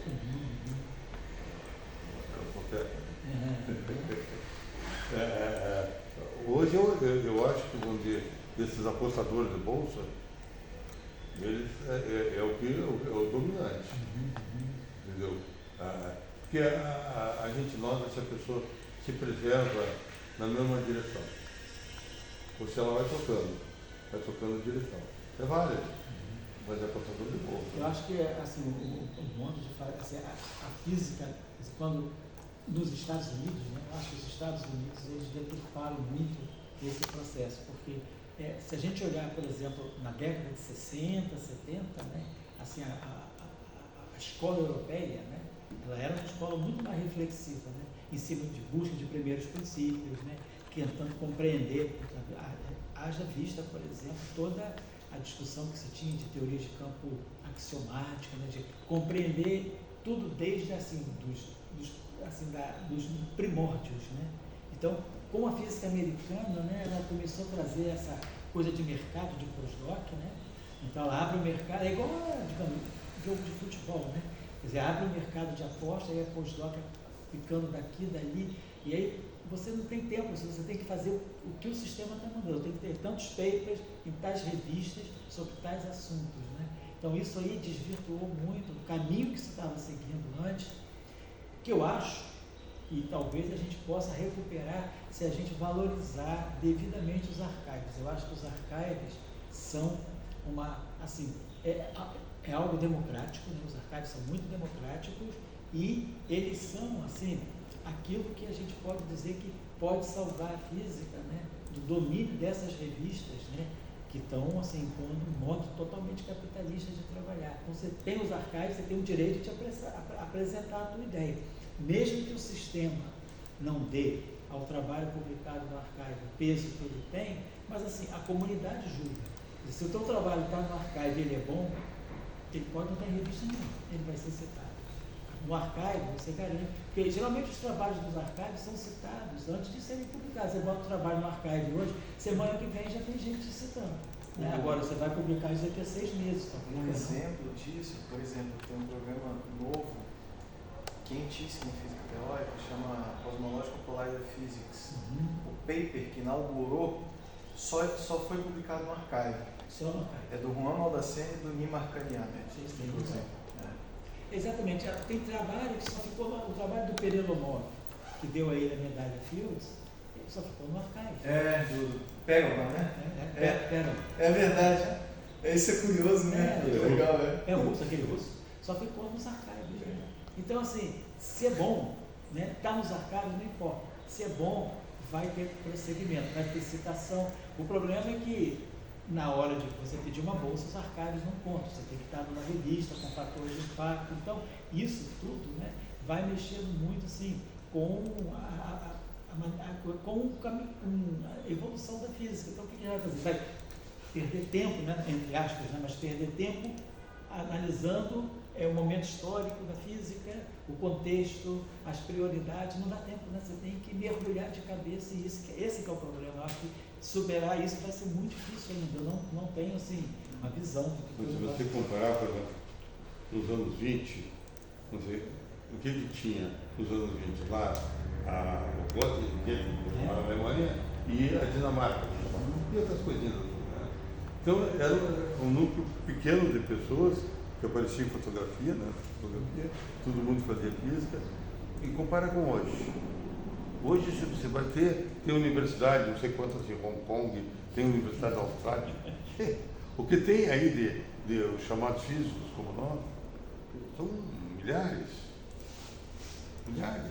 Mas Assim, você não acha que e todo mundo fazendo paper, todo mundo trabalhando, gente inteligente, fazendo coisa. Mas daí vem a questão, por que antes tinha pouca gente e fez certas coisas que até hoje a gente fala? E porque hoje tem muitos e a gente não sabe o que estão falando. É uma pergunta. É uma pergunta aí que eu fica. acho também que a física está um pouco empacada só na nossa área, porque, por exemplo, eu vejo que o pessoal de informação quântica está descobrindo muita coisa nova, e isso é compreensão da natureza também, né? Tão válida quanto a nossa. Né? O pessoal da matéria condensada também é muito ativo, descobrindo muita coisa.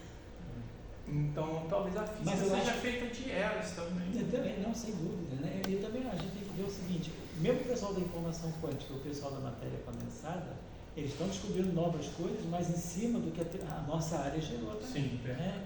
Que eu acho assim, que o grande legado da nossa área é a teoria de campos, né? Quer dizer, a maneira de você fazer física jogando todo o teu conhecimento em cima dos campos. Eu acho que isso aí abriu muitas portas na matéria, porque antigamente a matéria condensada, eu não sei nem se a gente podia chamar de física ou se era química da matéria condensada, era uma química, né? Hoje não, hoje tem física realmente da matéria, matemática da matéria condensada, física da matéria condensada, né? Então eu acho também que a nossa área, talvez tenha sido isso, ela ficou travada, né? Porque ela está sempre buscando princípios, né? Isso. E talvez as outras áreas elas sejam mais pragmáticas, elas peguem aquilo que a nossa área dá e vão em frente. E a gente está querendo trabalhar em cima. Você vê, a própria física matemática, né, ela ficou muito mais travada do que a física teórica. No início, não havia muita distinção. Na década de 70, física matemática e física teórica caminhavam juntas. Hoje, a gente vê a física matemática muito mais assim, sectorizada e uma escala de tempo muito maior do que a nossa. Os tempos da física matemática são outros, né? A nossa física, a física teórica, pelo menos, tem uma escala de tempo mais rápida, né? Ela vai mais rápido, faz mais coisa. Então, assim, a gente vê que quanto mais essência você vai buscando, né, mais para trás a gente vai ficando. Mas também essa barreira energética, por exemplo, para fazer esses grandes aceleradores, para testar coisas novas, né, validar teorias. Eles não têm essas barreiras, né? Exato. Eles têm essa sala aqui e eles fazem tudo. Talvez isso aí seja também, a gente vai precisar, talvez assim, jogar mais assim a nossa área na matéria condensada. O que você faz no acelerador, você pode fazer com uma amostra de materialzinho, pega um isolante topológico lá, você vê os férmions de Majorana que você não vê no LHC, né? Então, tem um pouco, acho que assim, como você falou, são períodos de altos e baixos, né, que a gente tem que compreender, mas o que eu acho assim, que o perigo que a gente está enfrentando muito grande é essa maneira assim, completamente capitalista que a gente tem que fazer, né? É um jogo de prestígio, você vê dentro da própria instituição, é um jogo de prestígio entre grupos, né? O grupo que quer mais dinheiro, o grupo que quer mais poder, quer mais bolsa, quer mais aluno, né? Quer deter as comissões da instituição. A gente vê dentro do CBPF, né? Quer dizer, ou qualquer outra instituição, tem sempre essa briga, né? Quem vai dominar as comissões, quem vai dominar os departamentos, né? Quem vai trazer mais dinheiro, né? Então é um momento Existe uma máxima aqui, política de departamento não gera lagrangeiro. Sei, entendo. Assim, Sem dúvida. e a questão toda em física pode usar toda a terminologia que quiser, diz, bom, qual é a tua Lagrangiana, qual é a tua nova Lagrangiana, onde é que você está postando? Diz assim, tá? Toda essa turma de supermercados, as grandes inteligentes, eles não conseguiram gerar uma Lagrangiana, como o Marx gerou. Sim, não é. Ou como Einstein gerou, entende? Então, eu acho que a palavra-chave é Lagrangiana, sabe? E para gerar uma Lagrangiana, você tem que ter um fenômeno físico e uma simetria. Tá certo. Bom, pessoal, valeu aí pela discussão. Eu acho que a gente precisa de discussões desse tipo, né? A geração de vocês aí. Já desligou já, né? Já desligou, tá certo.